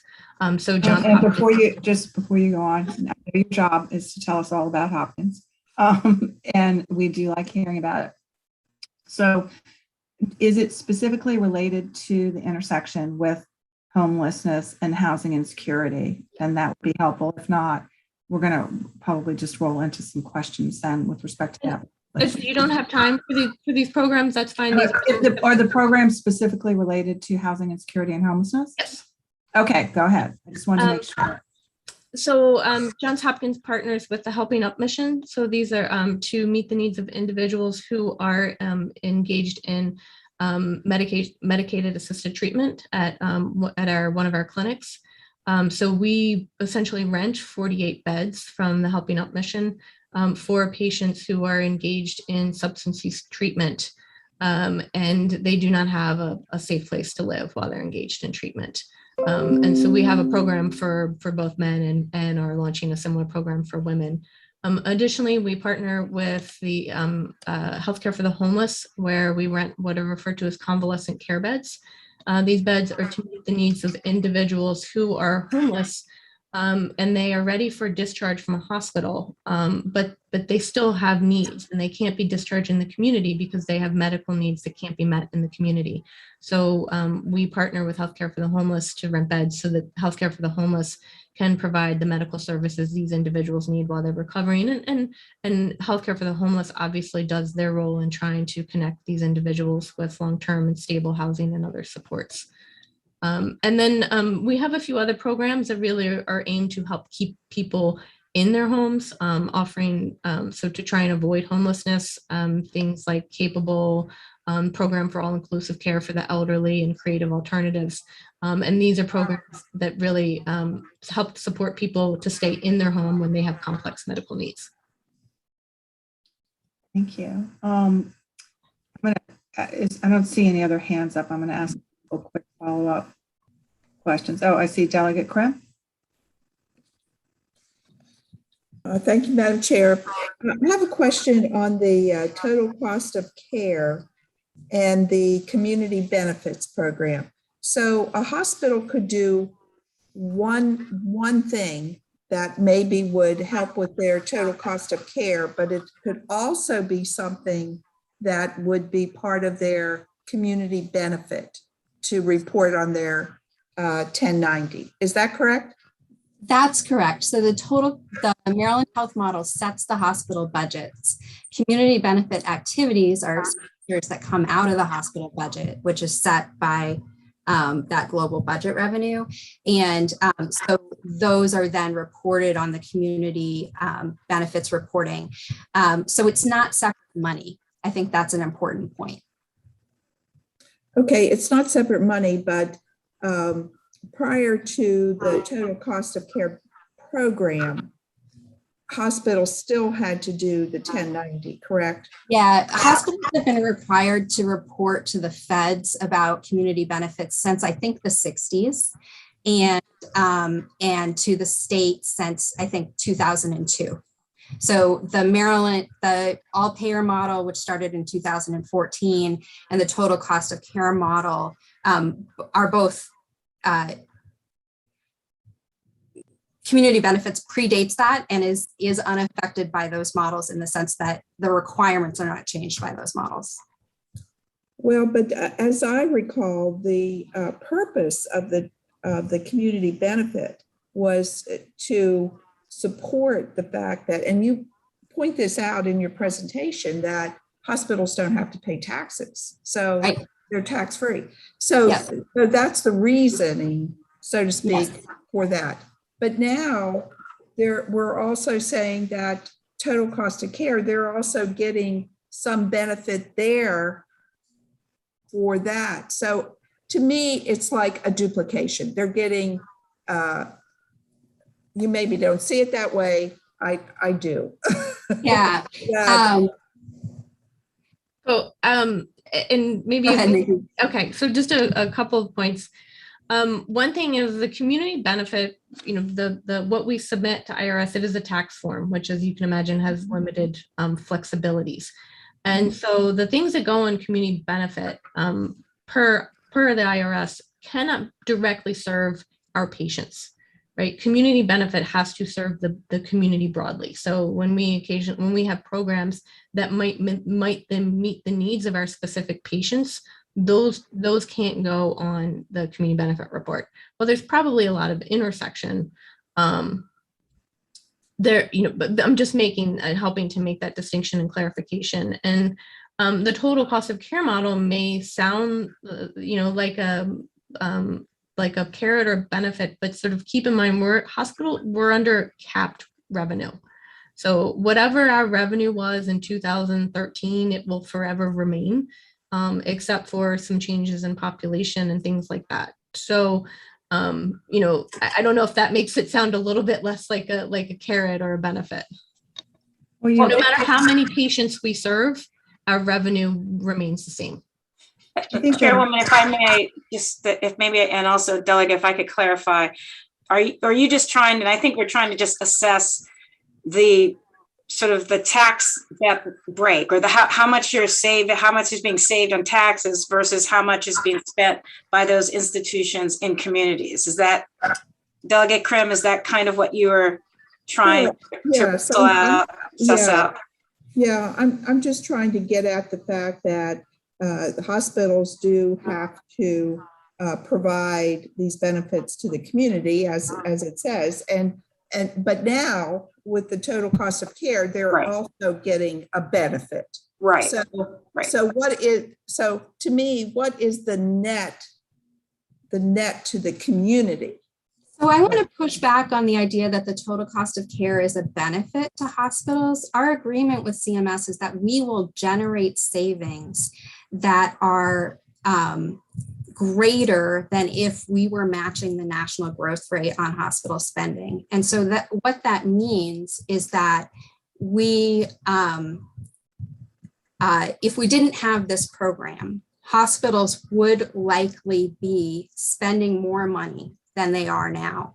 And so we are using a budget to cap their spending, and we adjust that budget based on, as Nikki said, population, but also the quality of care that they provide. If they improve things like readmissions, they can get a little incentive. They don't. We adjust their payments for efficiency.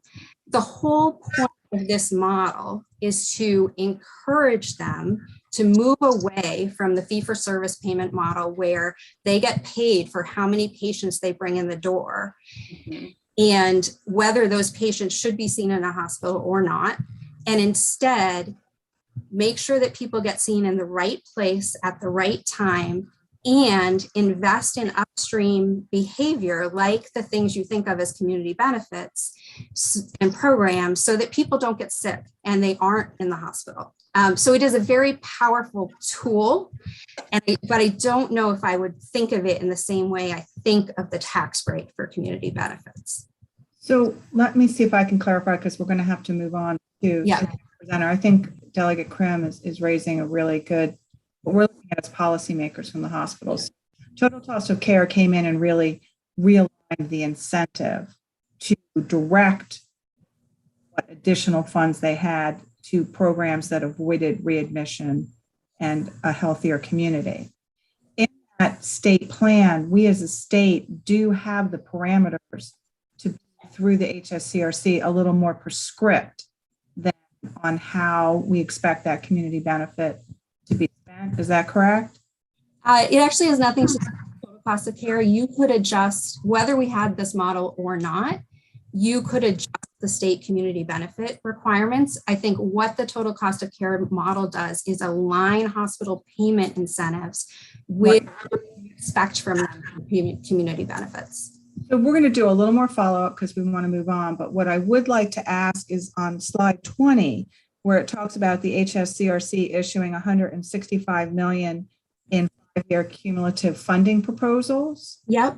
Is how, and I'll get back to you. So this is foreshadowing. Let's set up a meeting on how we can ensure that a funding priority for these proposals may have to do with housing or housing security, or some of what Nikki McMahon was talking about, Hopkins already doing, which is purchasing housing beds for a certain population. So how we use our voice or not to decide that the hospitals don't just submit proposals on what they want to do or what they want to do, but that the HSCRC work with us too in some priorities for that type of funding that's sent out to the public. Okay. I would be happy to meet with you. I do want to say that these were state set priorities. Well, that's what I was getting at before. Yeah. Some of the priorities. So we might have to adjust a little bit going in. Okay. That's what 90 days are for. Okay. Yes, so thank you. You know, I really want to thank you, Ms. Renfro from HSCRC, much like the commission. I mean, Secretary of Probation, when he was in here, we brought in and had been asking for a couple of years through different pieces of legislation, failed or not, to start to give us some data, and we weren't getting a lot. And it looks like your systems are restricted, but that you're trying to adjust and get us the information that we need, because we can't make any decisions without a lot of the data. So thank you, Ms. McMahon. Thank you always for Hopkins and what they're doing. And then now we know the 5 hospitals that we're dealing with respect to the highest amount of patients with respect to homelessness. So we've learned a good data point today. Thank you. So we'll be in touch. We'll set up another meeting, Ms. Renfro, with you. Thank you. All right, we're going to move on now to Corporation for Supportive Housing. They're going to come in and give us some meat on the bones on what we can or can't do in our communities now to address this problem. Again, I saw some of this when I was at a National Conference of State Legislators presentation. I thought it would be helpful. Marcella, thanks for coming in and joining us. We're going to see, I know you've got a lot, but I know you know how to be pointed with us on the actual tasks that we can do in 15 minutes. Thank you. Absolutely. Absolutely. All right. Thank you to Delegate Valentino Smith, Senator Washington, and the committee for inviting CSH to be part of this conversation. Next slide, please. So if folks are not aware of CSH, we are a national nonprofit, 29 offices in 13 states. We're a community development financial institution. We have a variety of other business lines, but our really fundamental mission is to increase supportive housing capacity and increase supportive housing quality. No community across America has enough supportive housing to address different populations and needs, and we're working towards changing that, and we appreciate the collaboration with your committee there and some of the wonderful work, particularly the ACES pilot that Ms. McCann talked talked about is something we've been watching closely and grateful for because of all the supportive housing we've been able to create thanks to the ACES pilot. Next slide, please. Skip that. Really the fundamental conversation we're here and we're seeing is what we'll call, I have another slide called the wrong pocket problem. You know, the conversation here around social determinants of health began because in the healthcare sector, we see the challenges. Ms. McCann talked about our hospital. You know, we see people knowing that the best thing we could do for them is to get them housing, and that's not something we're able to do. Really started in community conversations where they check their textbook, specific therapy for malnutrition was food, but doctors can't prescribe food. So we're living within the financial structures and systems we do, a lot of different strategies to try to really get around this, what we call the wrong pocket problem. Next slide, please. I just talked about wrong pocket, so next slide there. This is really the fundamental challenge that we're trying to get to. The sectors operate very, very separately. They are very different networks. When I say sectors, I mean the housing sector and the healthcare sector. And the burden on navigating these multiple sectors most commonly falls on the individuals. It falls on the households. It falls on the families. It falls on, I'm sure, the people that are coming to your offices and trying to address this. So the current reality is that weaving together services from housing, from healthcare, from education, from social services lies mostly with the individuals and families. Maybe you get a provider like Healthcare for the Homeless that's able to weave some things together. There's very little public and private sector collaboration. It's growing. It's much greater than it was a decade ago, and it's nowhere near the system level collaboration that we need to have. So the future vision that we'd like to go to is that what's commonly called in healthcare a no wrong door system. There's braiding of funding, there's weaving of funding, there's programs that are data driven and responsive to community need, et cetera. And that funding weaving happens at the system level. It happens a little bit more with the providers, but the individual and families walk through a door and they get what they need. Next slide, please. For a health and housing committee, I want to make sure that you're aware. I think this is the first presenter talked about the lack of housing and the lack of affordable housing in communities. So I want folks to be aware. Nationwide, only 1 in 4 low-income renters who need housing assistance can access that assistance, meaning they qualify, they've gone through the processes, et cetera. But there's just not that capacity. It's not being funded. I believe there was some advocacy here for asking the committee to think about a statewide rental assistance program and its impact on housing. This is why you need that, because only 1 in 4 low-income renters who need this housing assistance are able to access that assistance. Next slide, please. And again, I'm going very, very quickly here. So what do our communities need? They need affordable housing, which I think we're all really clear on. We heard the folks from criminal justice here talk about the inability of them to access enough housing in order to, not have anyone who's leaving criminal justice be homeless, in order to, maximize the possibilities for individuals to return the community as successful citizens. We need more supportive housing, and I'll talk a little bit more later about what that is. We need homelessness and eviction prevention. We need better data. The answer to how much more of these do we need is often things that we're not able to be clear at. And so we need better information. You as a committee need to say, okay, how much more supportive housing do we need? How much more affordable? What would that cost? And then the state and their partners will make decisions about how to use their resources. We need more equitable, more open, and more transparent processes. Grateful this committee for giving us that. And then we also need impact assessments. When we make an investment, are we seeing the changes that we want to see in our communities? Are these resources getting to the people who need it? Next slide, please. Supportive housing is really a three-legged stool. This is the model that we advocate for. It's an early example of braided funding. So again, as we talked about, trying to build towards systems that don't require the individual or the family in order to operate between multiple systems and pull the services here and the housing there and make it work. This is where the program model itself begins to braids the funding. Capital, what it costs to build the building. Operating assistance, what it costs to make that program or that housing option affordable to people with extremely low incomes, and then services, the services that are aligned there, making sure that people are connected in the community, making sure that people have the physical health services they need, the behavioral health services they need, the educational services they need, the family services they need. The burden, rather than falling on the individual or family, falls on the supportive housing provider to knit all of those together. That's the fundamentals of our model here. Next slide, please.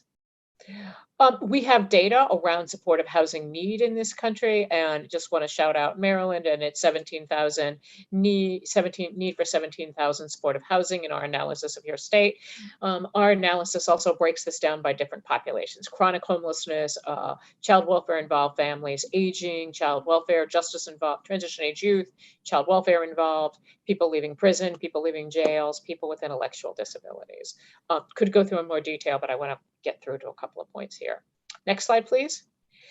CSH also has another tool that I want to make sure the committee is aware of. It's the Racial Disparities and Disproportionality Index tool. This looks at state by state a variety of different public sector systems, the same systems I just mentioned for the last tool, and it looks how different populations are overrepresented or underrepresented. So I can tell you, for example, that among those experiencing homelessness, African Americans are 14% of the population nationwide, but they're 40% of the people experiencing homelessness nationwide.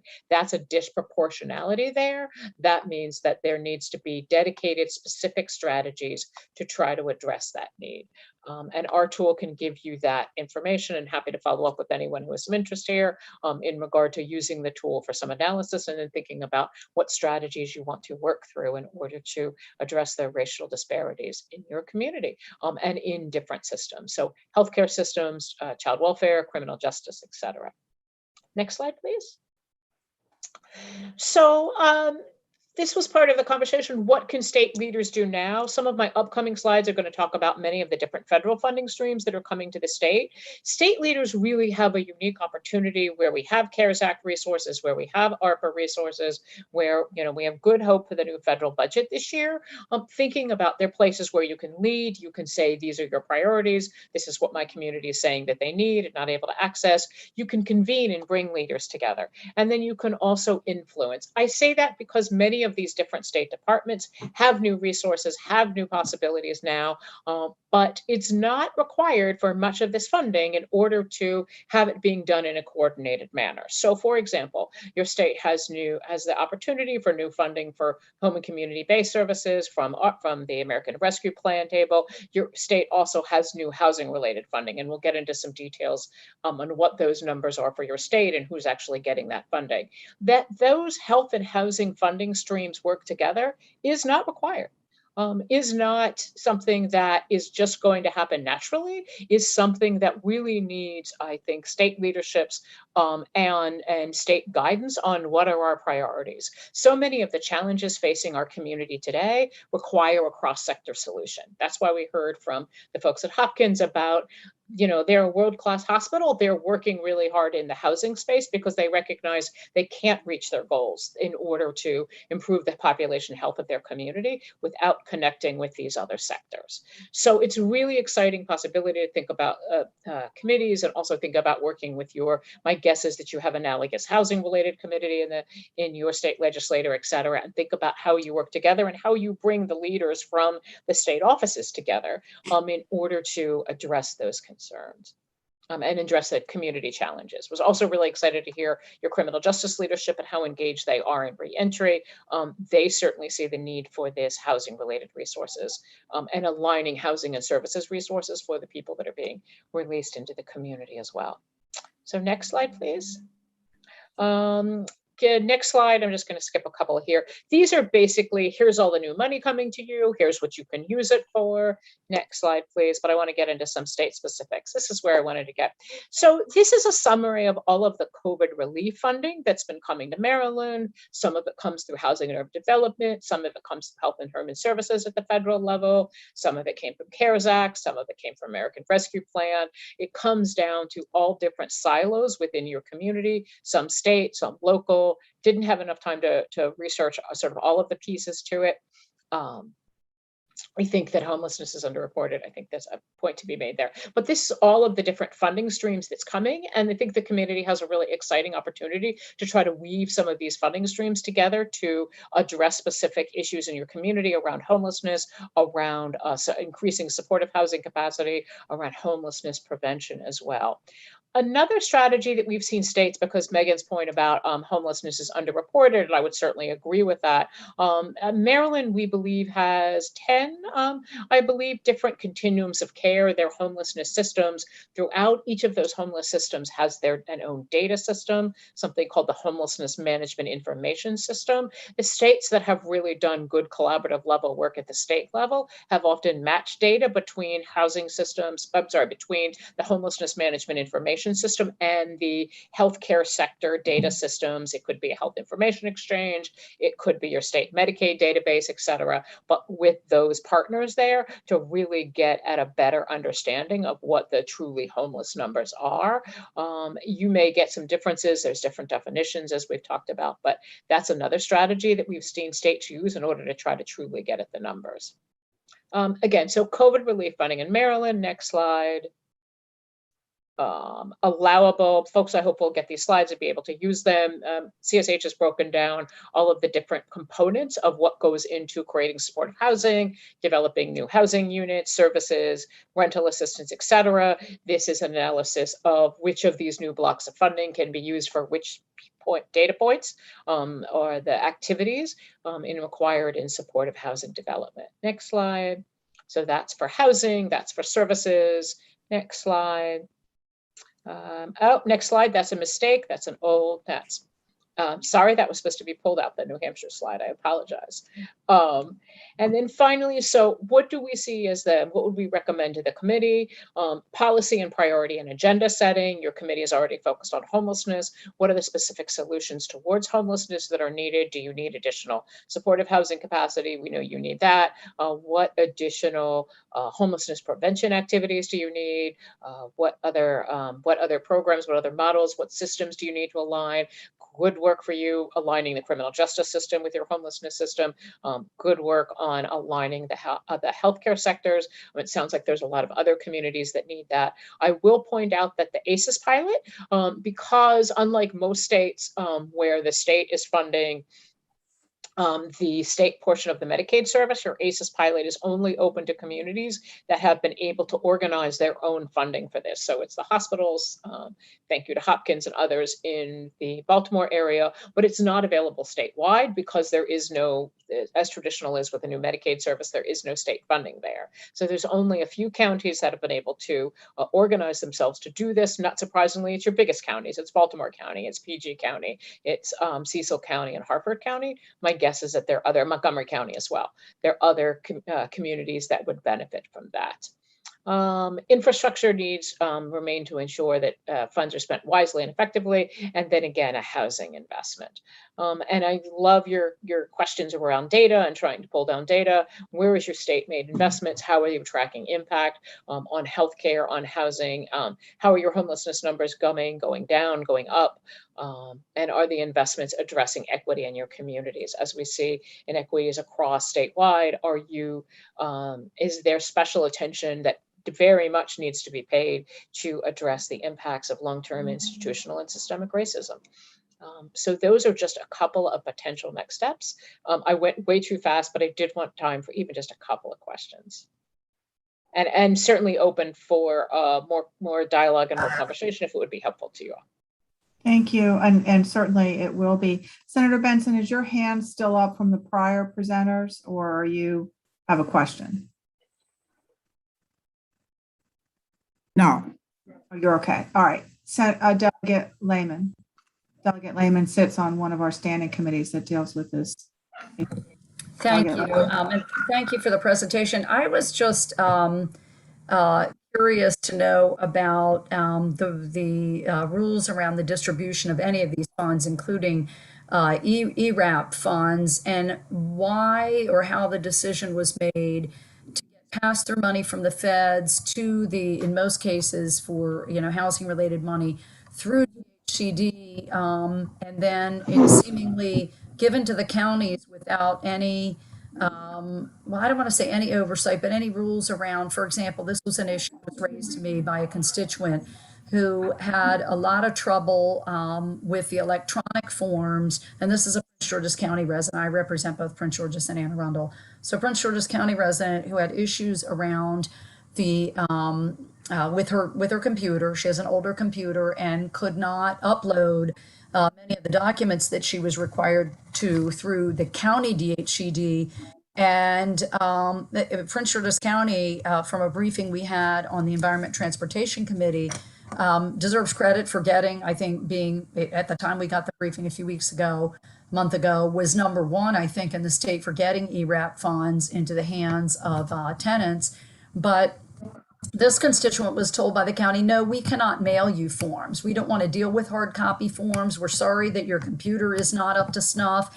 You know, why don't you contact one of these nonprofit groups? And she was given the names of like half a dozen nonprofit groups.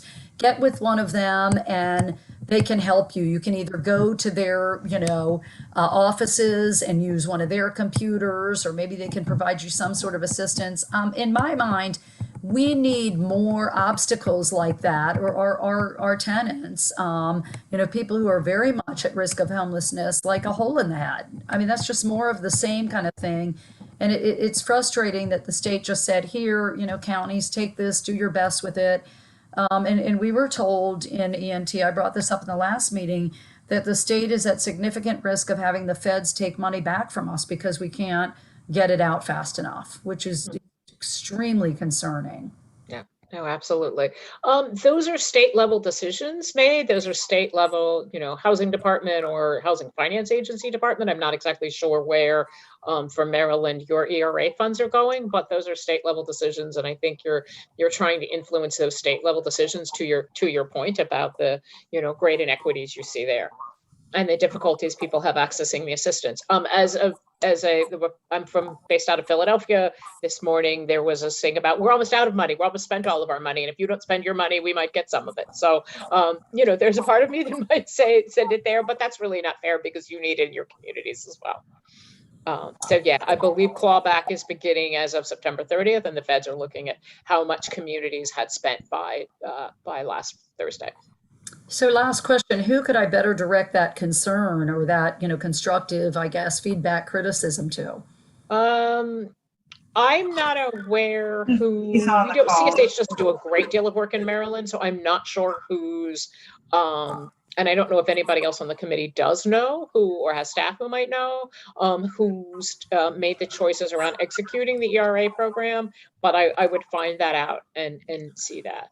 So Delegate Lehman, I see, we won't make him pop on now, but we know he's watching because we see his beautiful picture. Stuart Campbell from DHCD is with us and usually is. So we'll get that over, type it up, and we'll get that question over to him to see if he can give you a more specific answer. And then I think Mr. Campbell was going to give us follow-up at the last hearing. Not a lot of the money that needed to be spent had been spent, but there was great hope that we were going to get updated figures that showed significant improvement in the amount of money being spent and decreased risk of different jurisdictions losing money. So we'll have Mr. Campbell get us that kind of update on where we are. That was a follow-up from the last hearing. I guess before you leave, Ms. McGuire, since you look at all of the 50 states, if you could come back to us and say, with my magic wand, or the magic wand Senator Washington and I held, what is the program or programs, top 3 things that absolutely have shown to work, that other states are engaging in, that are having outcomes that have been tested and are measured, or ways that other states are collecting their data. So we're looking for programmatic changes that have a history of success. And then we're also looking at data collection, who's doing data collection or management systems a little bit better. So that would be helpful. Single program statewide rental assistance. Single. Data collection, there is work being done in regard, states are doing, I'd highlight Michigan here, doing a statewide data warehouse. It is pulling data together from multiple systems, from housing, from healthcare, from education, from criminal justice, and putting all of them, putting them all in one data warehouse so that state committees like yourselves, state departments, et cetera, can get cross-sector analysis.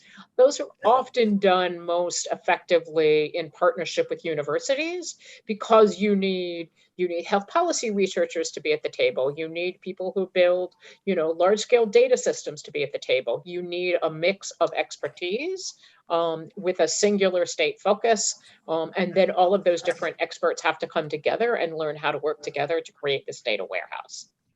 So what we will ask you is if you have any information on a specific contact in Michigan that have our staff start working with to get the data, could you get that back to us, please? And then if you said a single wide, one of the most important things is rather than having each of the counties do or rental assistance, to do a statewide kind of conformity system that everybody understands for statewide rental assistance. Is there one state that's doing that now or not?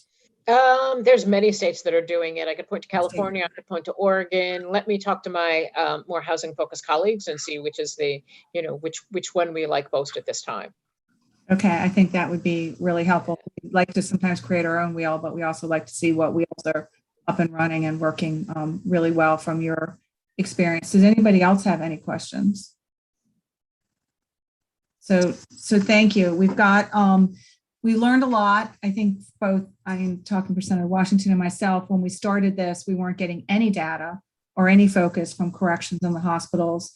So now when they come before us, at least they're trying to be a little bit more pointed with us.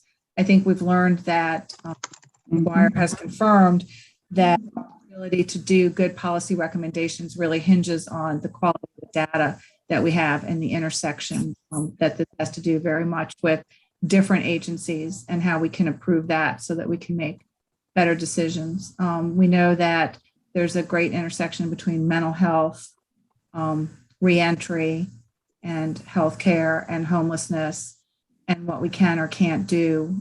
I think now we've learned that we need to think about the federal funding because there are so much need, but what priorities we want to set for that coordination of what money is left to be spent. And as Delegate Krim pointed out, if there are one-term capital spending, much like we saw in Southern Maryland or something else, that we can try and suggest to leadership be some of the priorities with some of the money that's left to help address the housing inventory and the insecurity that people have. Senator Washington, did you have anything else? That you hit everything. We look forward to our next meeting and continue this and our recommendations. I want to thank each of the presenters, especially to having your recommendation. Thank you, Ms. McGuire. A very, very, very, very good way to wrap up what we've been hearing for most of the day, and look forward to following up with and getting your additional support over the next months or so. And thank all the members. Thank Ms. McCann, everyone else, always Steve Campbell. Our next I was going to say it. Our next meeting is November 9th. I look forward to seeing everyone. Okay. Thank you, everyone. We'll call it a wrap. All right. Thank you. Bye.